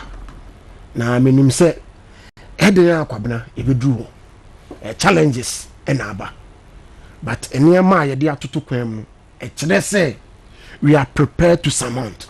I keep asking the same question. Fresh blood, renewed energy, or experience on the job? Kwabena who say elections are here koi. You can't solely say you are going to depend on one. Because there are some areas due on more. If you like it or not, there'll be fresh blood. Here chairman. There chairman or Tiso Dadano in him so on Kobium. Until there will be new persons there. Youth organizer, the same. But all mobile youth organizer, the Oba chairman, you mean the party, you mean the experience. And Kwabena say akase election a year kwe enye normal as it has to be or it has been now. Then experience will count a lot. Because about anye ya ansha afi na ubesuya how national elections are done ubesuya wie no na about one ade be chia me ato. This one you obi a otimi energize the base. When you obi a or what experience, the necessary experience, know what the necessary exposure. Come out anye ya and sana when you be ba ho so no na ade na catch. Ti Kwabena ye be here training na. E be here experience. First bad there bem be fix the various positions. Ni na ka boma and I'm sure say Kwabena ye ni swadi hunu no ye betima achieve. But there are some areas beyond more. It's non-negotiable. There are some areas beyond more. They are very, very critical. See a person winning 2024. And those areas, no, Kwabena, we need experienced people to mind those areas. And later, I say, you better come. Ralph, Oseusu, I don't know. Dr. Voko. Boss. So there, I'm now very part of you. And the pay we you me and Joe the human who machine we need to more. Especially you've taken close interest in this upcoming MPP elections. Yeah. After some movie I shan't do the numbers and work with the man now so more. And come party no AD, maybe a party no Abidjina. omu a omu de omu ho asi wo se party for no endo so do so mu nyim mu bi eme ya kandifo ema party no uhunu from spectacle bay I ba minchia na minchia minchia atifu so de abankran ye de tie kuma si tie kuma si na de aba so far so good. Elections no mo be no wo the conduct of almost contestants ne we mu na I think so many to new idea but we can say do not me comporto omo yi they have shown maturity and almost contestants no at least mu be 80 to 85% deserve positions now more open like they qualify so much utumu say omo bia obenya bia no obetimi the party na akọ nanim but animu na ye ka no nya animu say animu oduntina eduru ta mama ye kwan ye be kirikiri mu de amanfo eka ene de betimi aboa party no so ye betimi akirikiri mu amanako but so far so good messages are omo predibre no e de nam party for so said the plan committee so organize election and it say set at 20 polling stations into polling station bia no nipa to about habro so 500 into 10 to mu say aspirant to bia fa polling agents 42 at a polling station na when you 10 e we check for emergency nti we here 50 for nipa bra no wani ni achi na wa kira nkwa kan asem foforo ti 20 polling centers na ye to aba no 10 watch chichim sa so mo see organize no from say mo see billboard near there dey yenyi free ho men faso lokuni wachi men print t-shirt nche wachi tafo bi achi me yede wo honom looking at baby agana abegina sesia ni nyina wono doc how do you see the MPP party no never be why here any strange but say obo mabaso akoso when it comes to elections CBC arranging managing elections part there MPP ekwa animu bebre o hwe 2020 elections na be to abanu 8 hours time na party no as the true general secretary no mo enya results no dodo no and do 12 hours no monya almost 90 something % of the results so meaning they know how to organize elections. They know how to do this. And once again, you be commend them. I did about come near John Crown kind of lifestyle. Be a woman person who be the David Krum. I shows a man for because either you like it or not, the economy is not at its best. And this is not the time where someone should be display world be so hoto be because now the ocean is so Ghana is say the economy no the COVID beji ni pana why Ghana any the Ukraine ni for no Russia for be Ghana no my we are not in normal times until would after sanyema we no motimi aka bo ma putu sa package we there when we commend them say oh my idea ye can we ye mompa say e beto so sa ama during and after ayana ehia pa because elections nema beye dike pa ayana day na nkasa Daniel Tuabani very very important the experience that we had Nkumasi na binye na ebinye papa bebre won you know what I'm talking about yempese besiwa ye be expect to say omo akere to so betima komo mo to baba mo to ba peacefully omo ehia so mboko ina parameter omo nko on say hodon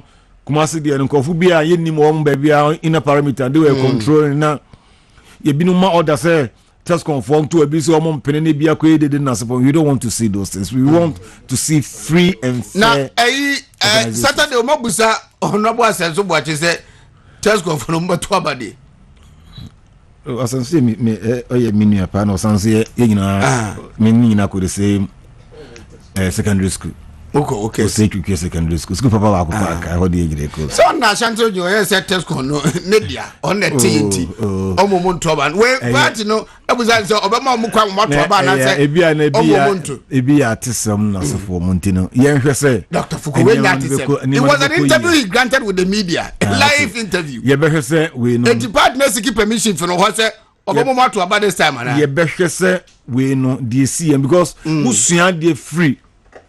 So be a one sua free ni mistakes na say ni pakro onye leader. Enti no de anko yi onum no. Eno no ye be sua de free mama we no so akoyi mo.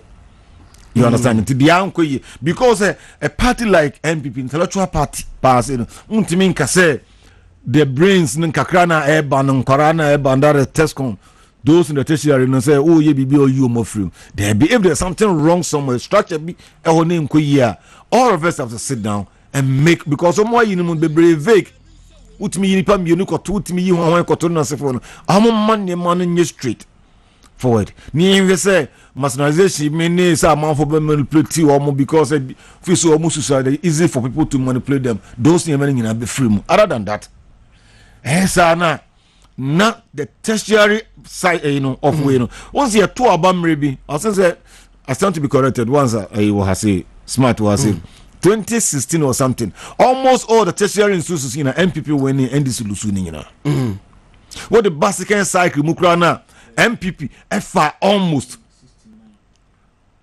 tertiary the MPP winning ono chiro say the how strong MPP is ewo tertiary ntimi buomu emphasis samanenko they play very integral part at a point in time voter regional say for no test confirm ne ko hokoyewe moko 10 akoko to aba na manfo be mobu kakra na ko na 10 for na for test confirm na prepare almost on so you can never underestimate those who say that you can Jonas Savimbi you can so you can never underestimate the power of a rebel leader. Test confirm nobody should push them over. All right, nobody should push them over any means be a legal means bit ma boama or to aba ni recognize or effort no and yes that we are downplaying and it's not the best but so far so good so good. As baby a TD samri pa nedi e kase obo aba e begubo ni nyina wie sa anyame ho me mama bobo kakra nsa mo fi ha no makọ let us mass up my name is Dr. Solomon Foko ya yisi o ya begubo Mr. Jean na no Foko ajwa na Mr. Jean Mensa Jean Adukwe Mensa Mr. need any start with Mr. and electoral commissioner Dr. Foko also bebubo that's smart yeah so that can be no good committee aspirants delegates food soldiers social media delegates so obia si managing ho akra no ho abesin de no mami tio yo ohineba we dey other room medo asepa na match abusuafo so agimre hwe yen ene wonu mo tie yen nyina ya ma obi bia che ejidi se mo ho ye good near NPP party no komu no ritual it happens every 4 years na fie die no se ne mpanifo di kan kasa na kanam se improvement over the other years ye bompa say 2 days here ka bibia ma metwemu a MSI the beauty so far because me de kakra matete mu no people have stuck with the message say kasentwe ne atemdidie ni ade no abrase untimi nya 100% but at least abrase in political discourse and as political literature no o kasa de kasentwe be your politics it benefits you only about 10% and it works against you about 90%. Because what is a political message? What is a campaign message? Campaign message different from manifesto. Let me make that distinction. Campaign message and no any manifesto. Campaign message it sources itself from 4 different points. The first source of campaign message what you say about yourselves. What you say about yourselves. Big source of campaign message kasi pa bako. Second source of campaign message what you say about them. What you say about them. Big source of campaign message power back. The third source of campaign message, what they say about you. So what they say about you, and the last source of campaign message is what they say about themselves. And political parties like CMU, NPP, NDC should take a cue from this. Now, don't take advantage of the occasion to say some things about yourselves. A serious source of campaign message. Banisa na kwese otutu techemari sabi enyenembia na ore it will come back to hunt at you. And what you say about them, what they say about you, and what they say about themselves. 4 sources of campaign message. Well, be our so be politics. Now we can see be now you be. In fact, when you in the past, measure these 4 indicators. Now you're very careful. Say one should to self at the foot. Me say in literature you can benefit only about 10% and 90% work against you. So stick to the issues. And I mean, as far as so far, they have actually stuck to the issues. We might put up campaign messages, correct ones. Me just a delegates ni beshe so the crust of the entire matter hineba say obi a oba beto aba ni bi Saturday bia no should have 2024 at the back of his mind. 2024. Yeah. Obeto aba na it is only to come and make your friend somebody or to come and make your uncle somebody and now ma unua ba bia benya bibi keke dia. Yeah. Now a classmate, madam for. Now we reduce the entire impact or the entire reason for what is happening and what should happen on Saturday. The reason why they are making it very important as a delegate be other side and team say NPP stronghold Ashanti Maminyu Ashanti for example. Okay, Maminyu Ashanti and Volta. Na men compare. Stronghold Ashanti for MPP. Stronghold Volta for NDC. Maminyu these two perfect example. One day we will take all the regions and digest them. But the menu way no be the seriousness of the matter at stake. Now we'll select 2 leaders. I will select those that can actually help you 2024. Ashanti region a stronghold. Only 30 out of the 47 constituencies are strongholds. Ashanti region is stronghold at the NPP, but only 30 out of the 47 constituencies. 30 out of the 47. Yes. The 17 stronghold. Strongholds. The 17 constituencies enka NPP Ashanti region as stronghold no. Omdom hu twitwi ni a bantama for ne ye ne abekwa for ne omdom hu twitwi. There are 17 constituencies that are battlefields. One day I'll show you the difference in margin between the NDC and the MPP. Omudi wini those seats. Nebisa who say, is this Ashanti? Enti mesre leaders that must help you get your resources for campaign early. Leaders that must help you to get finances to move your campaign. Leaders that must be with you to adimu get this money into the back of your mind. And yes, say offensive North difference 3 percentage point between NDC and MPP. Or Chinabeda sorry na say obi aye no homework here. To men you just say your friend offensive North. It means that. So what it means is that offensive North NDC for so many seat now. You don't have to do so much. They have only, if they because why a battlefield? A battlefield. I like the word. It's either a stronghold or a battlefield. Another revealing information about Ashanti region.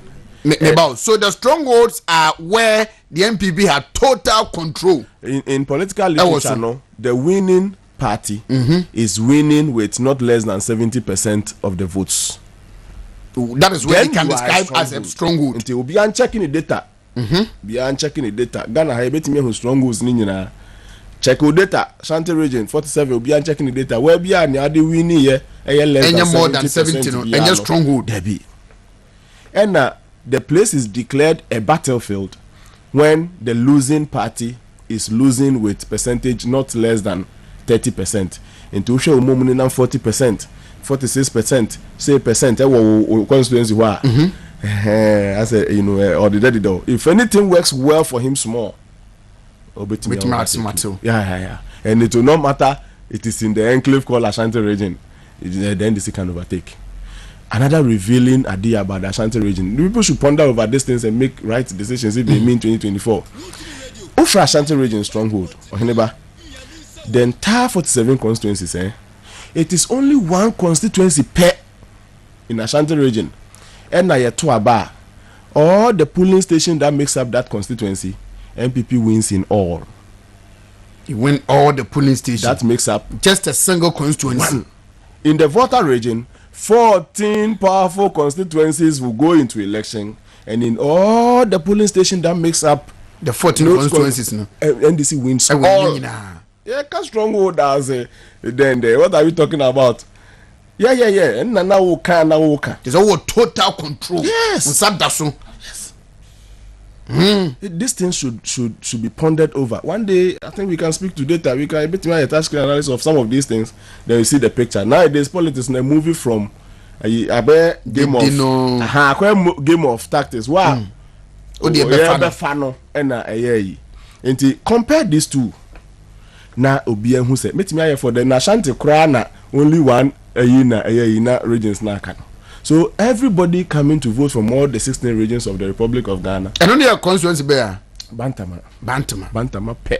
And MPP winning every single polling station. When I made this revelation at a program, Obisa and the Omuni Zongo. Bantama has a Zongo. Yes, Bantama doesn't have a Zongo. Yeah, they are doing something right. Go and learn, and don't say they don't have a Zongo, and don't let us accept say the Zongos are for some people. It is not true. The northern seats that the MPP has won. Are you telling me in those constituencies there are no Zongos? Northeast, Upper East, Northern. The emphasis all the constituencies up there are into a constituency in the northern region, and you think there are no Zongos in there. Zongo ni matter. The Zongos are your friends. More tradition na dankwa buzia dombo ni adeno. Don't sa na nkrofo can say bia new edubia see NDC seat. Nipa ni renew with just 6 percentage points or 5%. Obeye bibi na odi akwa take you. What jatu say? How do you say it is not true. Look at Sechafram Plains, and the revelation is that Sechafram Plains is the overall best constituency in Ashanti region in terms of percentage gain. Forget about some numbers, Nisha. In terms of the people who went out to vote, the percentage of the people who went out to vote that voted for the MPP is higher than all other constituencies in Ashanti region. The difference is just small. So I'm for such a front place NDC seat. Anyway, I'm just doing this analysis so that people going to make decision would think beyond some things and petty where then excuses and getting to be one put everything in order. My experience now also. The people who can actually procure. My boss been a catcher, my Professor Godo, Professor Benoni K. Godo, Yame Atu in Safran, Yame Fanny and a catcher me say sometimes a year in Sunu and a Fenipa. Near Yegidi, and sometimes in Fenipa. So be careful, balance the thing. Gidi kakra, so you know kakra, wake kakra, don't make the quiet friendship, quiet and a man, I bear me pa, but anyway, it'll be our take decision, it'll be a matured, a wise. You want to believe they will do the right thing, but I make kind of penny say. If you are truly a party person, your focus should be on 2024. And there are some things that are hidden. We are not speaking about them to energize ourselves. One of your biggest aim is to make sure you increase the number of constituencies within which polling stations a woman. That's standard. No. What are there? And they move 14 constituencies. In fact, let me tell you one thing. There is a polling station in Ashanti. MPP now one. Single. Deka. In 2020 elections. One. 2020 election. There is a polling station in Ashanti region. MPP now one. Anya you cross a polling station executives here 5. Yes, sir. But they got one. Oh. That created data analysis was this is very revealing. We should anyway, but as a part in that 2024 no crowd there be serious contest and to say can Until some of these things must come on the table for discussion. There's a strategies, no, as a strategies. Now 5 police station officers no way. Until the word mafia and we person we be I held a different view. In fact, me I held a different view because me original chairman that very constituency no maybe many were whole. Be nyane say yes free be free and friend to be uncle be uncle onko to abama. No, me quite and I held a different. Yes, me believe in mafia. But look at the surface of the data and tell me whether this thing should be done anyway. How? NPP got 1 vote at police station. The data is in the custody of the electoral commission. So you can get it and just run and check. They also sort by number of votes by the NPP. We say the number that's 1. And I said, "Beba, but that's a cry 1. If you say ascending or descending order, you will see it there." Now, this thing should inform. In fact, I would urge regional and constituency research officers to help the party through this critical thinking, reasoning. The game is not going to be the normal game. That's how your regional organizer now will lead the strikers in the team. Your regional organizer now, your constituency organizer now will lead the team. Your aim should be, how do I change this narrative? But you want to simply change this narrative. And yeah, ABC number 1 no, I change 10 na. No man say ochine bi meka 1 asem wa ha biu. Say ha say bibinti na ma first no na bia omotoma ye nya 2020. Aden na 2020 election kwa de kodan 1. Whatever happened, you can quickly go and find out. No why any albetimi aye dey assess the narrative. The organizer dey wajuma say to appraise yourself with the data. Only regional research officer no share wie. Na mutimi appreciate data no. The next thing you have to do is to do something to change the narrative. Obia tene so ya asia. Ebema adino. I'm saying it's going beyond the normal politics. A game plan. Sheshe unya coach papa sheshe money ade a. Go ni efefe. Nyesa. Then all means possible in those. Let the delegates come. We wish them safe journey. But what I'm saying this morning is that we are at the back of their minds as they take decision. What might be happening after Saturday? Yeah, the concept of factionism one of the 5 factors that affects every election fortune. And then no affect elections fortune. No, because factionism. And other things. The moderate who will be deceived.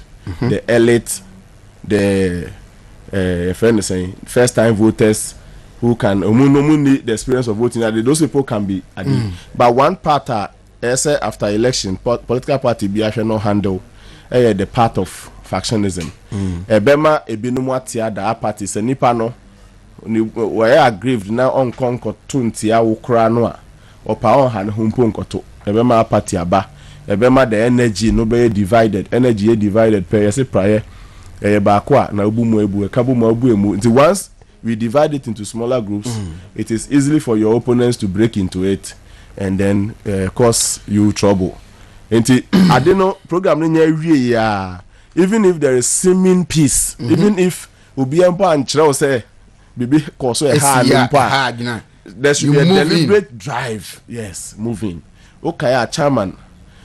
After all said na onwani ni akoka na nibu oje abanitum. The whole thing was counted in the full glare of the people and he accepted and congratulated. But still chairman moved in to their various homes and made sure say or establish a brotherliness no nesa nema nyina because omu ye Thanksgiving service party bi ni ade obia no timi ba e ba bi ni wantimi amani ade nyina. It should be deliberate and yet because obi be share that kind of public say ni buafu maybe na unia Bright kasawa ha Bright Bright is doing campaign but utimu say he feels her bosom the times so Bibisa no he is a matured man. He will easily accept defeat if the resources are there.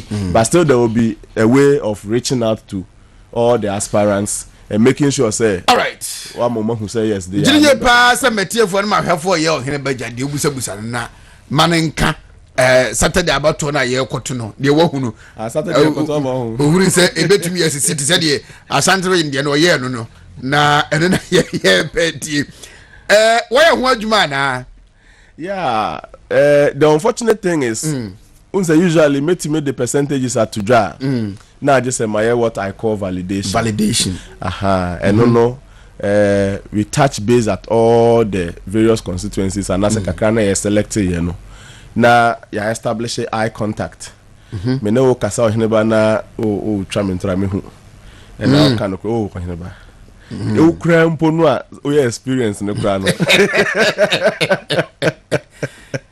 oh and then sabio ma yere nye offended and there's o ma pe ba simple crowd is a there's o pro badness o beti asia o hunu on ti asia o hunu oheneba me hu o ma pe ba simple crowd oheneba eno de ubisa rough crowd rough eh binya san de na nkai oh rough ubisa rough pa nti that thing is there and no na ama meant me and put out figures like the way I do it. In fact, I don't know. I have all the confidence. In fact, I have people ask me, Doctor, Nyako can ye say memwe then oh. And yamina me ye and I say you cooked and I be and me wo fear. Now if me Jimmy Hutu say my ba or hene ba ho. Or hene be do be book frey. Emu ka hi Dr. Smart ba ye ho. Ye ne bon komo. But if dey so wo to Kumasi. Ebanesa I have all the courage and the confidence in what I say. I don't fear any our record can worry be. Na so kono ba ni sibanye na so you say na anye say na so you say you are a defeatist. Unko enim da. Do it with all genuine motive. Put out your findings. You are there obi enim say chairman for no ye be enso a. Omu nyina ntimi nwini ma ne ye. Me can wo sister station back be say the race has been limited to the two Stevens. Adechen ya na me wofa ayiko otu man nsaso nyese onye party ni but he has also observed me so no so won aso of him and say I mean if you are to rank those who are going to win ebia enye the time ni we are then you may have to wait and then you better have a man no odo ochita akota na chakobo ano appreciate victory chairman still as anete oh yes chairman Stephen Tim Stephen Asamoah me the map be ye say e be ye a ka hwe se ne design e kono a yeah omomo MCR for mo na we speak to it man for cheo mo cheo okay so usually this is the map for the chairmanship. Yes. Okay. Yes. Red, white, and blue. And white. Okay. White near the overall effect of all the other contenders except the red and the blue. Sisi ananka ye 8. Emma white no age na homa enipa say so mo ye enso. Sisi enso. Enipa 5 na kan de nyina na white. Overall effect in the white. White no. Yeah, the overall effect. And blue no Stephen Asamoah Boateng SAB. Yes. And SA and no age na homa Stephen Ayensu team. And the represented red. Dr. Smart Sapon. Okay. That's it cheche mame. Oh yeah, Njema me one colors no. So Njemu ne say baby a red no covering nyina ne ye omu a ombetimi ato ama Stephen team. Yeah. Baby a blue no covering nyina ye omu ombetimi ato ama Stephen Asamoah Boateng. Yes. Baby a white no wono ombenyinya ombechichem ama nipa num na aka no. Obi abenya kakra. Yeah. Many have a class. They in the doors red and white. Me so cry many so said that.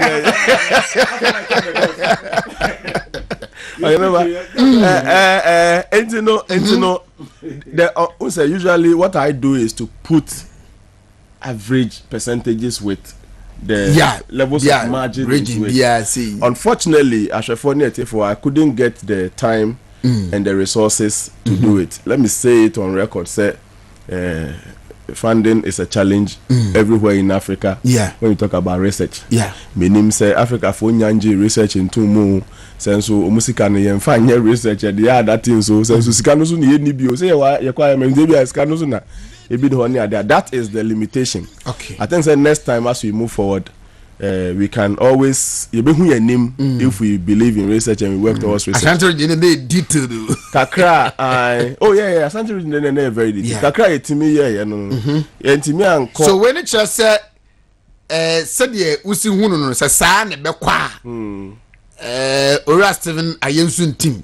Me invalidating into me fa me nya me figures no ho but wo hwe said nya so red and blue no. Wo just person na hu ne enti no. Okay, maybe hold on a minute. Ralph. There wo hwe no hu there. Ralph, Really reading. wait, are colors? Are red, white, and blue? Who there? Oh. Red, as a white no do. white, blue. Red in the dorsal, white in the dorsal, blue in the dorsal. Oh. I am tea the other mean who ni papa. Continue na ni. Continue na ni he. Na sa betra kai. Na betra microphone. Dr. Foko, what do you see there? Under the glass. Wo de unka se wani nye. The red no upper hand over the blue. There was no. Yes. The map of the chairmanship race no. Red no upper hand. As at Timer na all year. Enra aye we ni wie ni. Enra. Yes. And I'm we. Everyone say enra ni wie.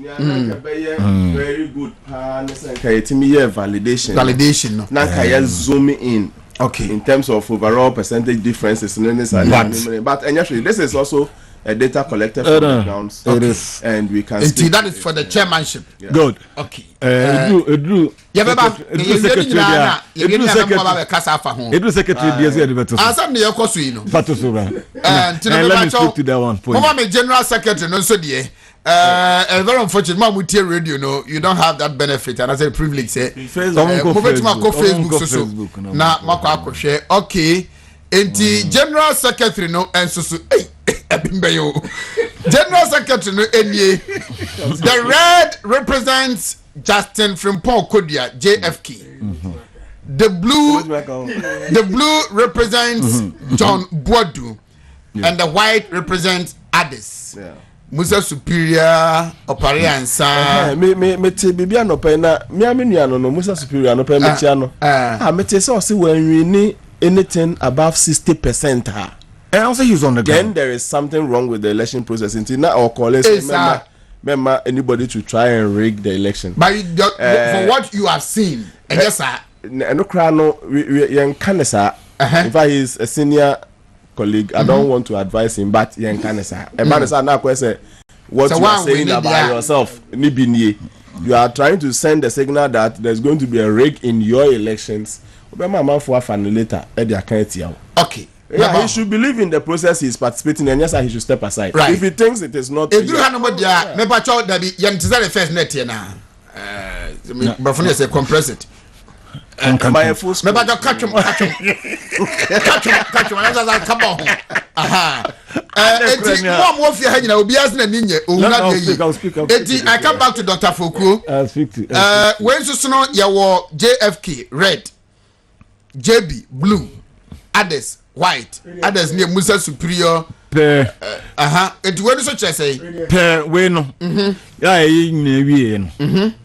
The difference between JFK and John Boadu. John Boadu is ahead of JFK almost 15% as you speak now. Secretary Ghana map that was yes, as we speak now. So we know said the Monfra boys ma bene ye cock through ye cobro 10 o'clock akra bi enye blue no John Boadu. Good. Red no JFK Justin Kodia. White ni Addis omo maka ni nyina na de eda wo sesi a me pa Facebook na Movement TV anase Wontumi TV okọ Facebook a obetuma join discussion na onso wetima hwede ekoso no bi enti secretary de na eda wo sesi a no okay kambo mu a blue no ebro red no so by 15%. Yes. As at enra good. And then the explanation woni ebinom abonten pa na otenesa ase omobu ofu John Bodu say na dwuma ye no ntanko field no onye we na support. Yes, there are a lot of agitations there. But yes, there are a lot of agitations there. Wanye say because only position na obi nya sam kan fa wo. So wo gina position what general what you be pen now it's easy for people to find fault on you. Okay, can me person can run it through map ni na we are then me more we need dem kwasa maka percentage na make. Okay. So 15% difference. Wow. Yes.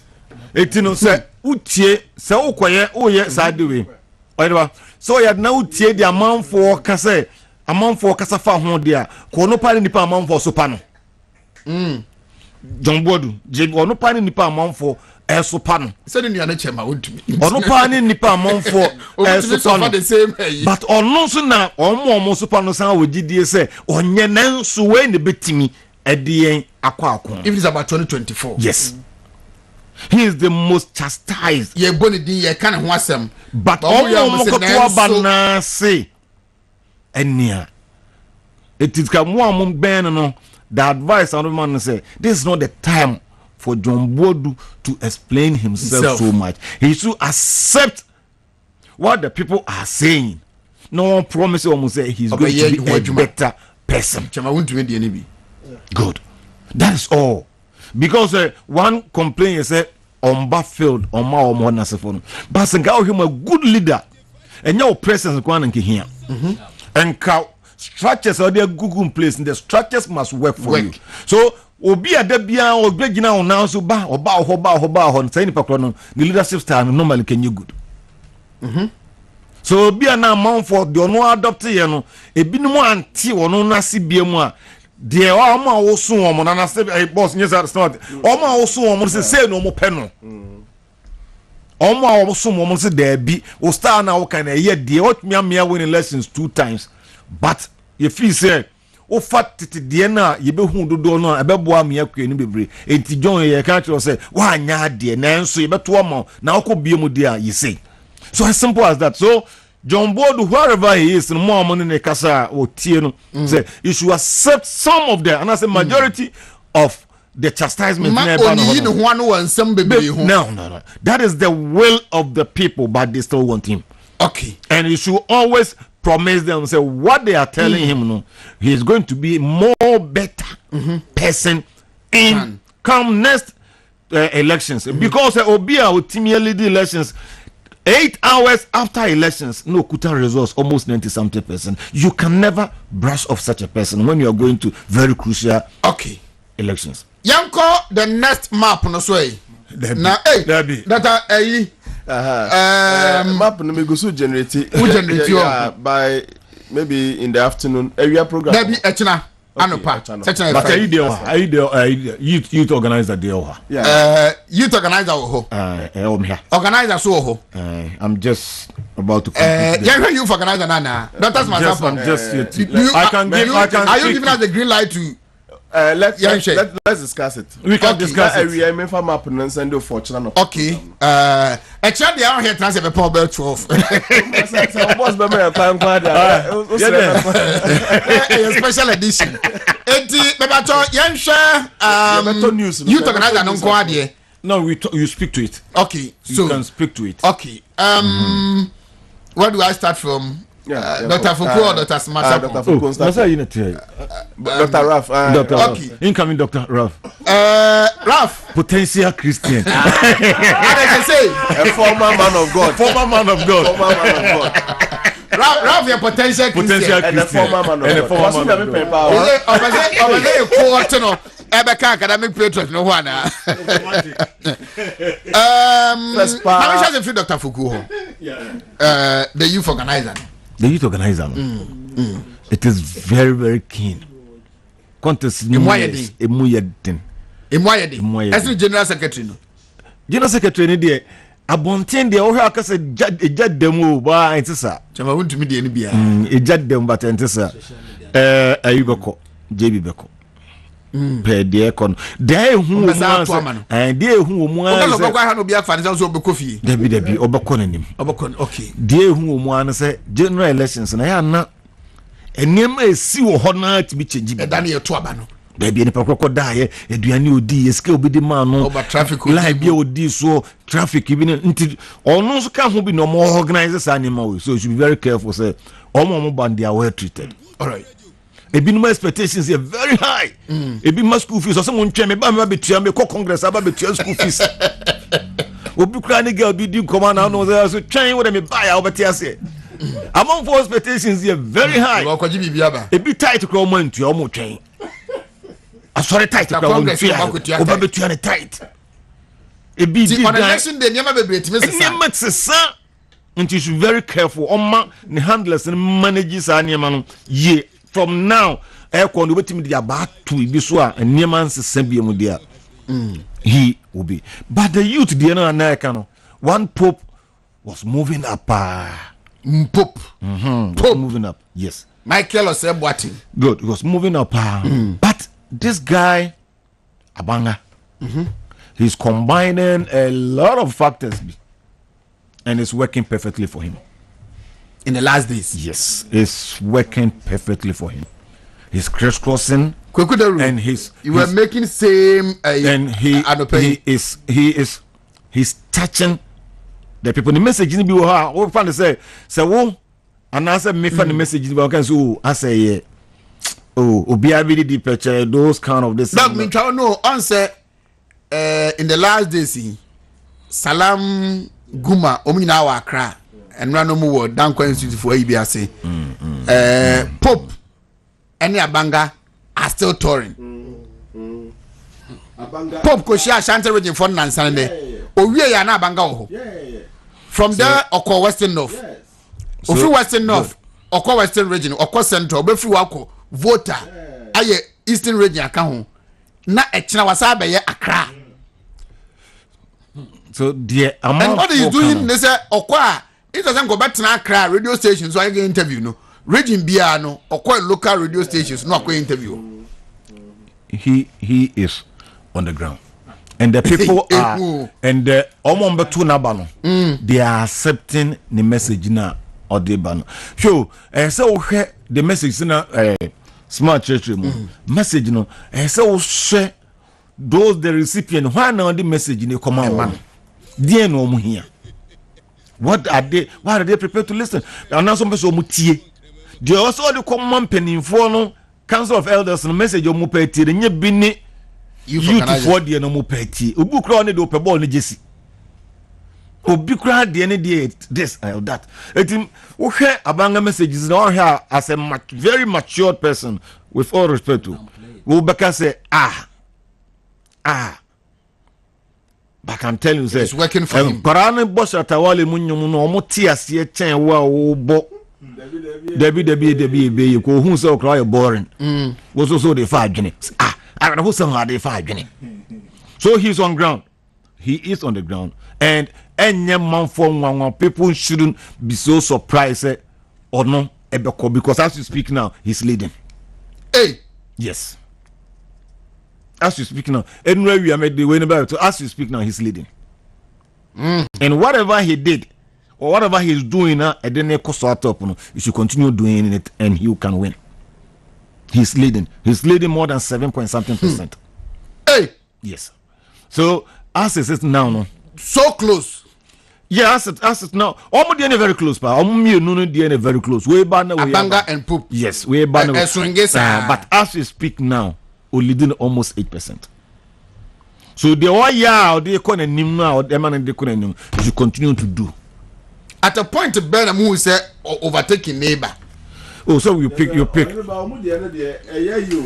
Salam cry to me, bam. We say I drop it. Into Obako Kono Baku Sinachia. The youth wants to euphorism the doors. And I don't blame them. Untimin so and you can't be at all places at all times. Almost the Nipa crab in there too. Crabby. MPs are better to be crying. MPs less than a 4 year. MPs under 40 year. 10 year Munko, Hi, under 40. Me leader usao. He looks younger. Chairman looks younger.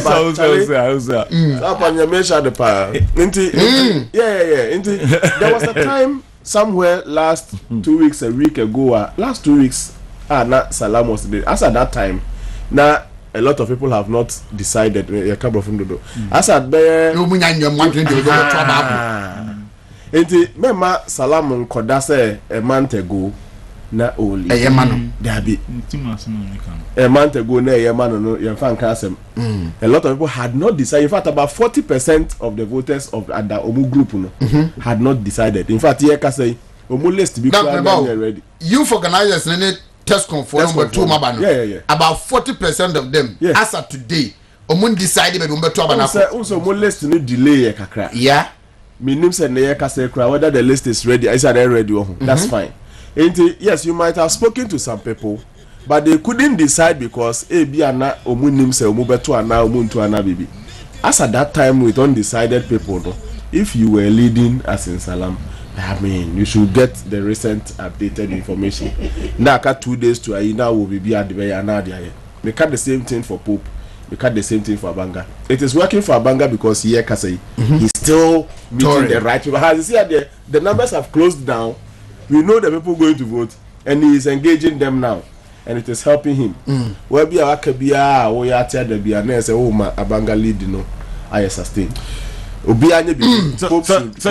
Now you get a point. Idea of all your na I didn't econo. You supposed to. You shouldn't rush. Sorry. Or more take care of Ombe 12 and Waha. Emano. On touchy base crank, on touchy a crack randy. You should move whatever is moving. You should move and move no man for near you more hamana. Obedru has in Obedru and Adama and Asa Dechina. Obedru a Friday evening, Sunday, Saturday, no, you go for the elections for him. Make sure so more organized, maybe a month for better, and that's for they are doing it well for. I called him yesterday, Abanga. No, so bad lunch, the insurance policy, no, for youth organizers, no, and then. It's me one click on my friend and say, come on now, we program the Yama so and I say, an assessment, it is better for him to move around than to sit here and do the lunch, So it means that he's listening to data, science and data. Online sound identity. Nekatre we inso. So I say, I see a shame come. Oh, katre. Katre I say, JB Nsunko for say. Omo organize baby uncle for better bed. As a win car. Oh yeah, it changes a lot. It changes a lot. There was an instance maybe election chronicling, but see, and I mean say MPP election, nobody should close in on trying to understand what I'm saying. But in America say there was an instance election be Bebaswa. Eduani ananke de come a certain group will be camp or more baby de come near all baby career eduani from that point to the other was compromised. Eme de eduani foforo esi car nim. Almost a sad eduani no. Enti near kodu amanfo no papa yi mo amo papa yi amokoto amama ni se enfamre no. Na number 1 na enye de. Eno mu sha da deliberately nchini twem. Enti e kawa no bi abepo egu. Na nipa bu ofu. Hey, na eduani fo me no we de mi ba. Opa, a Christopher wom kakra fancy still ombegina wachi. E kra ye be 50 a emu be 30 bi de ebubefuma ombe 20 because of eduani nti ne we fi de waye nyina. So master last minute no she obitimi ka say hotel we e na ya pa mamo no bi a shede akobuki hotel home ni nyina sa na so de ko school dem and I say abonti we bi antontomwe no entontomwe na was o kate so de ekoda ha vote so atibai and e bai we de akoda be from antontomwe Koforo dia tontom samba ho. Ayu. Unim koforo dia mo amoko bisa mo kai a. Unim said unim ne betimi asi emra consensus for yibai. Ebi mo ka betimi akose mo my stranded wo kwem. Enye ni nyina na ye no krese ka na. Be artificial. Enti just to frustrate delegates. Na park ne so. Near the horse of one akobo obi. Park ne so kra baby e koto aba no kra no.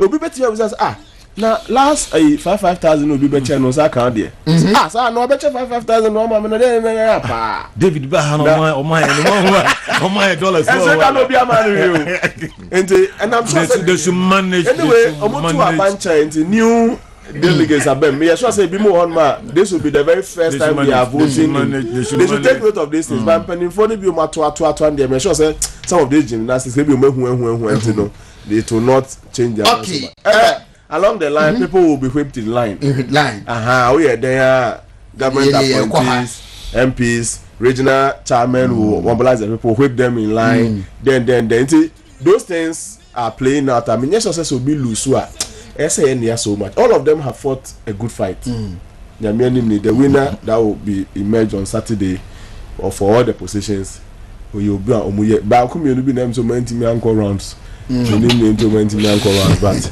I mean no say you so chairman upon pepra sir first vice no discuss say echna organizer first vice but be another delegate be tia or open temako baby o ma select some beto aba mo no wo ho but we dey decide dey be nua ka ho Edmond upon pepra OP first vice yeah lecturer entrepreneurship and enterprise development and also na ye mabunu ni here now I think say on your place amongst the first vice second vice third vice now obetimi the science expertise no aboa mo select mo be select mo no a mo consider me amenia Edmond Kweku mama it say Kweku aba Ralph one of the mama na Kweku kwamna mache nyame adom me ho ye let say mabeto enyansafo na nimdifo die na cheseye yese die nyankopon ayo bia fanasa na nka megwo Dr. Smart Saponi Fuku adni bi kama die hu a about elections pa kwamna unsa ai agra ye die unim bebe am interest wo pa elections intimate Dr. Smart Saponi Fuku sa mitimiti wo sa fe bu unsa my confusion no nyate say you but me gidi say nka me yes ade na nka me so ani beje nje see me ka che rap say on the last student odon family nachi nje say student no ya doso ndi enyina be ko school kwamna tefra hwe ase ana na ebutu ade bi na de me ba ha no krepa ne say yen party for idru abato a ni hu bone a obiaye secretary emra ye be ko congress okumase no ye mie kwan anka ntro bia se wa wo bibia atworo na fabra nti wa amfa memo anko obiti akonya so wa ntworo hwe ama no wa ntunufo election 2020 ugina baabi a oso ka hu ne edi nkunim ugina baabi a no akoka se we ama e vote so ate ndi se no yemfa hwan de me asoma make a delegate ni say wa aspirant bia ba ho abeka say party no form for no buafu bia to abetia no cause the form for yes come na form for no buafu a ono a contributing factor obia no wa contest election we bia or small fish for you say be national vet ni agi watum ni che party no you have a stake in it. I'm not problem no bam. Oye dey. Uhui anase we hu. Na se uhui a ede na we ye. Another one obi ntena office. Obi tena office. Obi ayesi, mo me nka no kra nkyere ho.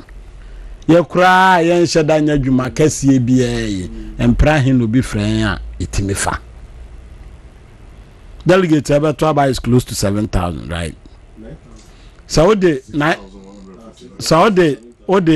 for polling station for Kanhua. How many polling stations? About 38,000 times 5. So any penny say yes, channel Yamobia 1 or 2 minutes. Safra general secretary, Fafra chairman, Fafra youth organizer here and Baswin Ruby. So it drew election and will be any Samia then.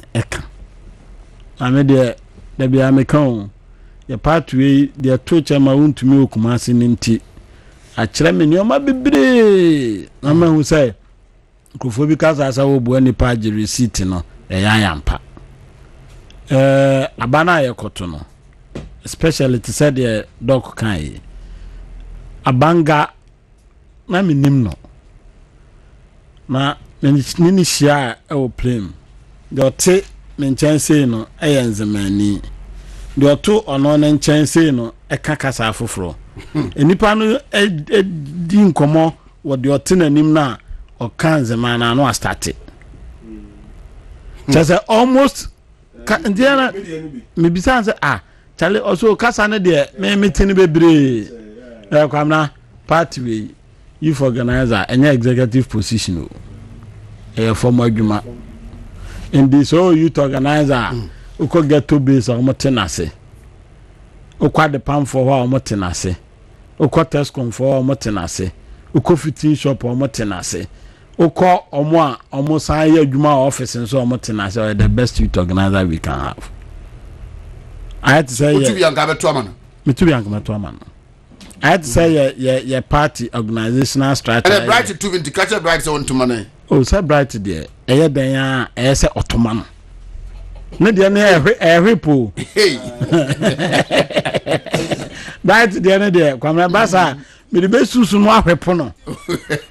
So there's a media mestre Mrs. Nyampo. Mestre delegates, mestre delegates. And your ma. Dr. Smasapon kekan no to say general secretary the Tumiyama committee party ni na the Tumiyama committee say party no organize elections. Fortunately my opportunity I elections committee member of Ashanti region. Yeah. Now it will interest you to know sir. Tumuna mama observer accreditation tag na ira hen. And no one say ran come back. Say I accreditation we do say you distributor accreditation na observer accreditation can na yera and ya bonten so for na be handle you committee members your call field hono the committee member be na wi ai absolutely why kana minim kama boni din dada minima me say ayatesem ono bu kokofu na yeso okwagiaba mo ko no si ohunu enyo na print here no me ka so na print nti okasa committee ni say okasa wu tracy a okwa akwagiaba kwamna na mo ko no wole ka so ohunu okasa wu tracy a enya me na me ko bisa no ena enya me so na ka kire me say as a member of the committee what in sa mantene sa me dia de ma me handle tie Kwana accreditation no ya adwen say e be che no because of compromise e wa accreditation sem election ya ko bi betimi asi o and even eba wie ya no uza amanfo amanfo kra print me bra ba begum then ubehia obi anade ni bidan ko your point na me dean of MMDC is share K University for ladies too na from say e be interrogator ma bisa o I'm synchrophobi de Bromo campus or say among family field no me osha ema candidate baako na omo ne omo ko omo kan kire omo say omo tumba sa candidate ni wa no observer accreditation nanka bi obi a former MP obi a former DC obi a former minister obi oboa party say be obenya access to the grounds no za baba witness bi no enti delegate selection no eni wasa kwate say okotra Facebook kwa no atworo ohene ba for general secretary one for enya no asem ne yakan ye delegate no nim na onimo ena obia oto aba no bibia ye obia wakọ election on the constituency awo na regional wa win onim abatuom ena omo abeka ho no yo nkrofo omo bua nkrofo mo win ya omo so ya appoint om etisame ndi we are just say open position na radio so ngana ba be kan asem a eno ya wo asem we are no akọ listeners no no ma ba be to ama delegates should be your target and this out okay but just say dabi o dabi ọmọ aba mi ho dabi ọmọ deɛ mɛ waba mi hɔ ɛdi ayi kwamna mɛde ma no si no o bɔ obi kwan do waba to mu a it's very why very careful especially positions like the chairman, the general secretary, and the organizer. Wa contest bia incumbent na a woman o can omasem you careful because ochina se koye wa na so bi di wa enyo de me anya he emre bi ye call election na general secretary for charge say resources. And the resources na frequentation acquire accessibility. This accessibility no bar e be sa pe bibi fufu an dey aka. What are we doing to ourselves? Then nye be wie no na mo kra ma ko to abama obi a osusu a ebi a osusu a complaining say yes say we accessible no ye be wie na adwuma wa ha o chena adwuma wa ha ave say bo office na osusu enya dey ye hu na bambu a dey aba e be sram kan de oba o pesa we ma party no na party for na nhwe no mo to abama kwa me de nyame dawo Erase mamenko David Boachi ho na Miriam ne Dr. Smasapo ne Dr. Fuku aba abewi menim say Dr. Fuku so will touch on the first vice chairperson no that as my dear attend the fuse Europe Pokra I am adding my voice to it entino okay eti Dave enso so eba betra say na yedi nkomota bia eba mixture me pacho malaria drug fever no ebetu ase e dey ma loss of appetite and after general body pains when you tabia heba mixture ni bia ebetumi aboa wonu moto na wontumi di akono kwa hwe cha kwan over 0245749206 makaje za tabia anya heba mixture no kwa na odi aba tabia aba mixture na chi no de tabia takum aba eno boa mema no ema mutumi bo adwuma yi ewo mpam ayese nkunu kakra bi wote na watafre anasa wote na wadi bedon hwere ba ko achi no ansa na wadidi ebema be ma wabo adwuma pa niema yede tabia takum bi ye cinnamon na turmeric honey flaxseed and black pepper ginseng no and yede ayinti no unya bi na wodi a ebetumi aboa pa nkanka wo ba ma yo no ebema na CP asita sanso so ana amuzu herbal clinic ese brai na ohaw bi a owo as bema no ontimi emo na ontu sa ohaw na se emaw odi nobel 9 na aba amuzu garlic bitters no ebeboa ma moje de fusari woni paduanim amuzu k bitters no enso baboa for quick relief stomach upset no yefro tire ya wadro ere no amuzu p herbal mixture no enso so for general body pains no na fe amuzu herbal mixture effective relief from malaria offer 0247 776743 and answer 0241959326 but your Kumase Ayatafo Club 600 Kaswa amount from Mbe police station Ashaman Lebanon second stop war and a Christian village opposite Pima filling station and crying GH schools na what na wokwa kwagentete papa say media training and a wokwa kwaje cosmetology beauty and cosmetology training and also fashion designing catering school and a wopa kwa GH schools technology school no enso GH schools makacho se omabiem July August admission no nti kwai na no munkodi nkomo Achimota Abofu junction omuba Achimota new transport terminal hodom na omune ICGC eben sanso na betima friend 0277622250 na one GH schools mpanifo no abon komo time eba center wokọ hono mu a malaria dro na wokoto honam yaw na honamre adro na wokoto wokọ hono mu a loss of appetite wonumato na wontumi ne di ya no time herbal center womadrom dia ba time herbal mixture no na make camfo edema wano pay obekọ kings work ba wo kaishi repairs ventures rejoice and afi zandos heba ni nyina wo kaishi uremu ashaima na ekus farmers ubenya bi bakers ubenya bi larry and larry ubenya bi wedama ubenya bi sanso so na kaswa air tribe of judah and afi farmer trust no wo wager junction one ma one number is 0244417669 Dave anyway medasi ne dikan Dr. Foucault raised two important issues here as a member of the planning committee no me pese delegates are aware and son of my drawer one accommodation and yet aspirants no be and the accommodation a national, especially aspirants are omu wo se say omu seeking re-election. A national party no and organize the elections. Now the party my delegates ever. Until 2 places are all delegates. Anything outside the BR there, Sabina make your alternative arrangement be amawa and uncle. Until 2 places, a UPSA and Dako I war Eastern region. Anakazu, good. Until Ahafo, Ashanti, Bono East, Eastern region, then all Tescon.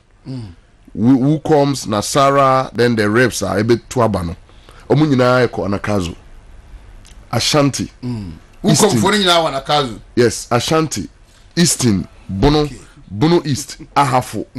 Plus Tescon team Nunina to those who are coming to represent the institutions. I bet to General Abano. And a Nasara for a free Tescon. Who come for a free Tescon? Nunina eko Anakazu. And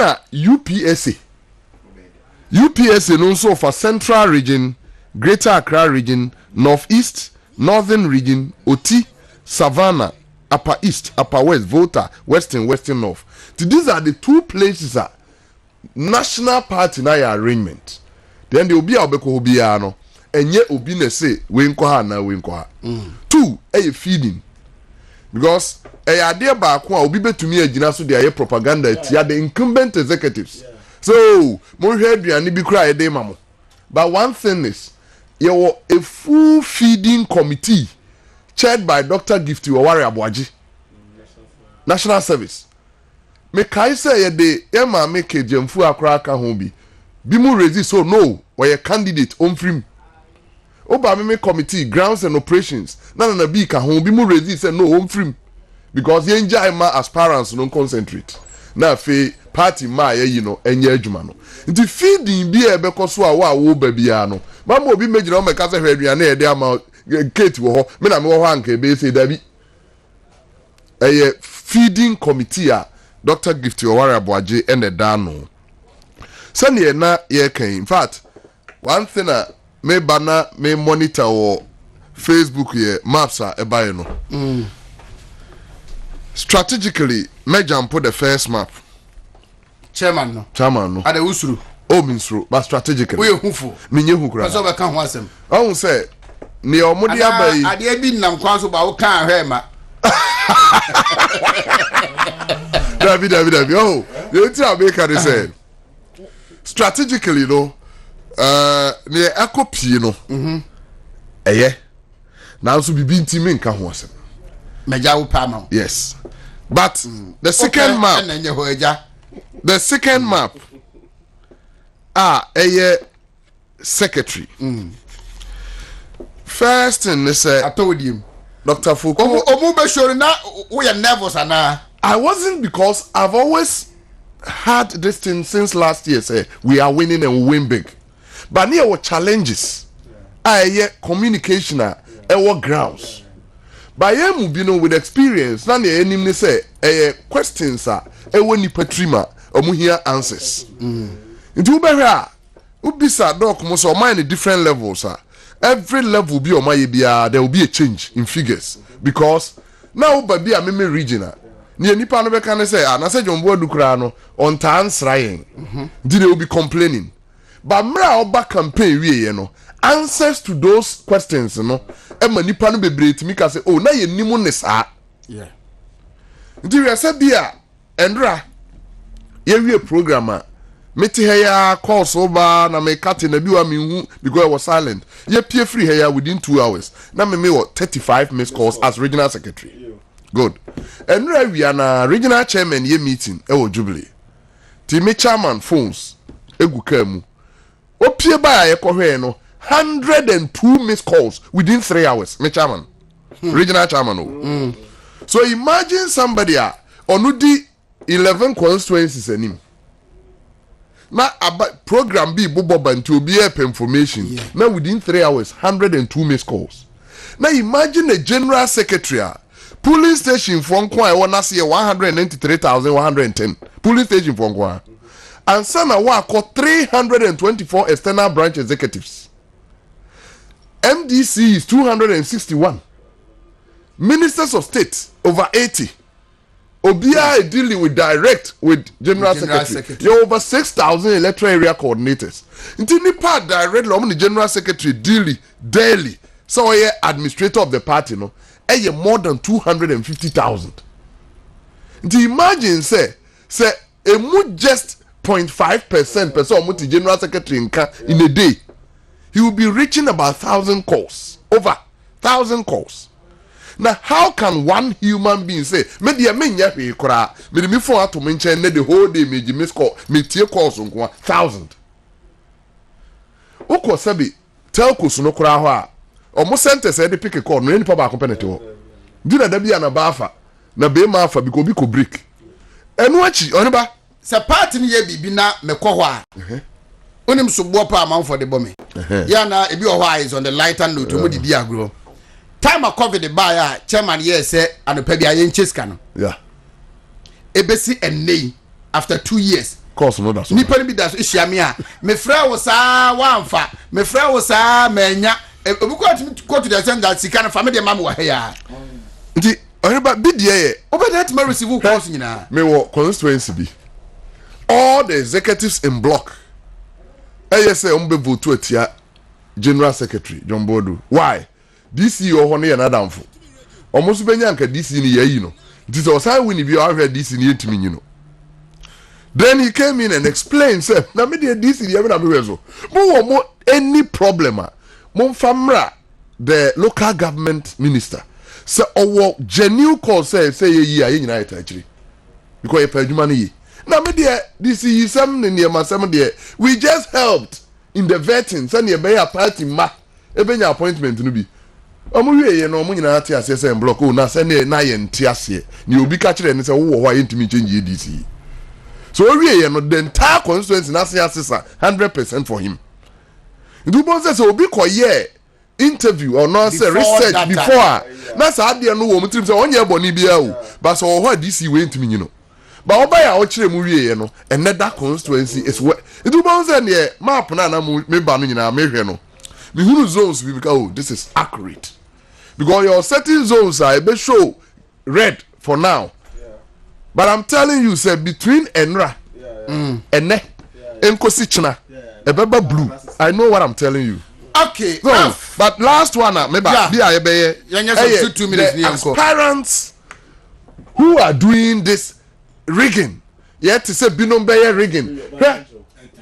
And now kai ba ku studio nipa no head be na o kan about 4 times ya you see be wiem o ma boss sponsor be wiem o ma hwe to na wi ahwan on about hwe sheet e kura mi ya ye dey 20 polling centers no the polling center nipa be to abado so pa ye central region center nipa 404 8 and be to about central region 23 constituencies times 17 plus 17 regional executives 408 uvi central regional the next highest 398 for MDCs and MPs. Be as low as 141 centers no be. Ashanti region was 3 centers. Ashanti region delegates are banning from the constituencies, excluding MPs and DCs. On vote differently. 816. 3 centers no. Obia was maximum of 272. It party na yes adie we nyina say na be ya you start the election na everything smooth within 2 hours cry betima to aba na wie na we nyina wo mo party na baso wo pese wo be ye leader na asem a wo Canada achi bi senyame amwa na wo be ye general secretary na wo ti studio bi ya de na ye ka che say wo se wo party mo cry ye to aba ye wiem this ye ka say national betima wiem a what is your moral right as a general secretary or whatever position you are looking for. So we can catch it say no crese Ghana obetuma wi abam because what the kan aka wa no say o party de no say one year now anka ye wi awo and it's so bad the delegates na e ba no aspirant bia we frase e na on pese o mu wi ayo on pese o mu wi ayo no one will say o lose on pay sympathy votes from this statement rather we should punish them. Me that say Ralph yanko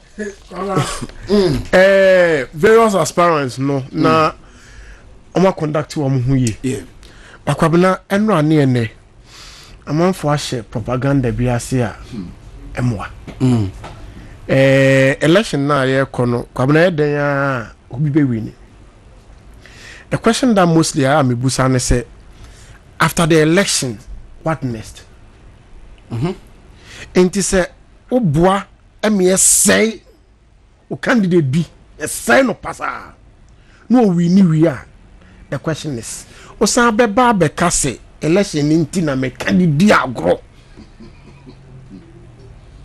And now I say, now I meant what I said. Kwabena minim say delegates." Say delegates they are very discerning.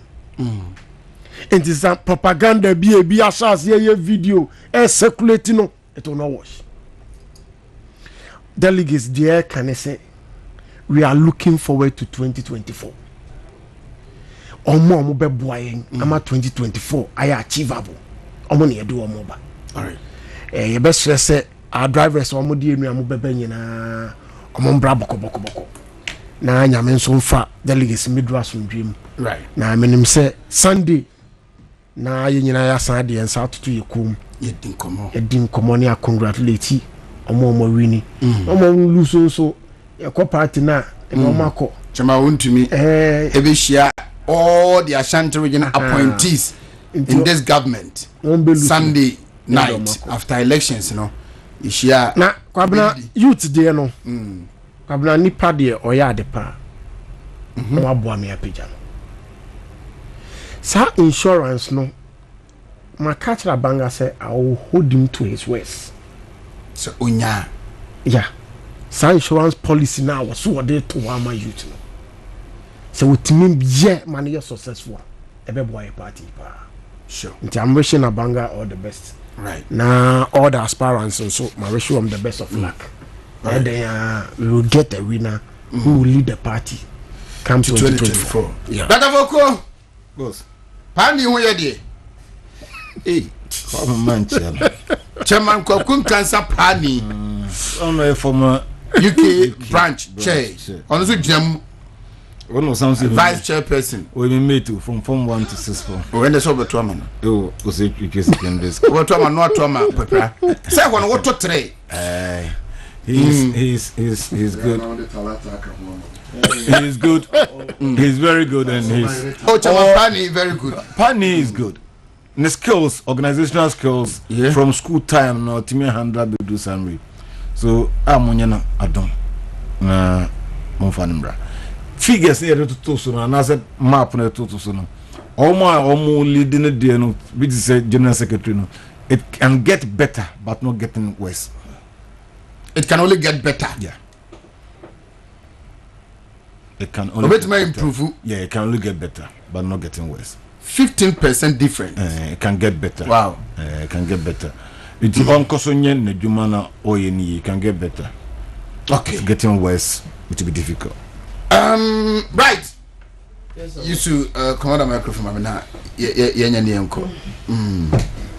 I say ko enti yen delegate na ye besere mo se nyame ya dom eda memrenda se fiafo nyina so koto aba ma banga eda memrenda no Dr. Moko say Dr. Smasa for say as on shada ni so ndo to ontwa meje okay ye to jolo ya pass mo kwa we homa fa na dia so me konfo but on the most serious one they say nyane say nyame adma this man can jump say why enjoy mu nyina no pay pap senior chair be on no obi a watena radio ho na say TV ho political show obeti more than 30 minutes underground operation ko tie bibi owi anu akwa na de o so woni ya tena sia we show na echina eso be say tie yetiano boss yetiano going there make nyina ne say just as the panelists nya kan no nyame adma Saturday aban ye hwe eye agenda 2024 sure nipa e be yi omo no e be ka ye ho no ene ye bo atumi break the 8 no ene nti no ye choice bi e be make bia no ye hu the effect between the 2024 yeah they did say the best candidate per a year delegate come across nyadinya no will surely win the election nyame adma Saturday so we saw them all the best and then nyame adma so delegate mo banso a nyame form bedu asondwe Dr. Smart Sapon Wasamenfi East MC Municipal Chief Executive Minia KK Frederick Kranche di ne birthday enne. Wow. Keke nyame nhyira. Honorable Kranche. Yes, Frederick Kranche. Happy birthday. Happy birthday. Wasa Amenfi East Municipal From all of us here. Nye Dr. Masapon kwa. No, some na me nua no. We wish you well. We nyina ye nua no. A nice birthday. We wish you so well. Party no baby, party no be si no ya no me aso atena. Ye nyina ye won. Ye fa nyina mu won kra. Anti keke. Ya ma afishapa na ya wodapa. Yaka bebre. Kakra na me de kania menua secretary kan no ho se tokana ye na se ya afro abesa to akeka. So ndi okwa bo so hu se haban bi kura tare nso na ye se kosom ne ade. That is what senior, I do not believe in that thing one bit. Say free bibi wie mu a. Wo so wie mu e. If you think there is something called rig, you do rig some. I don't get it. Mesreno. And I'm the kaka no campaign message no. Kasi pa ba ko ewo mu ye what you say about yourselves. So kasa asem we about yourselves one source of campaign message ochinabi ni anu ne kosa na be use against you. Right. And let us believe in the system. If there is anything na ekoso a wo mpe and now say you think the system will fail you, any reliable system near there, kindly step out quietly and let those who believe in the system continue the race and finish. Yeah, we wish all aspirants very well. In fact, let me assure Obia or your aspirants say it is not over for you. Projections from one moment better about the but who will be you can still go ahead and do it.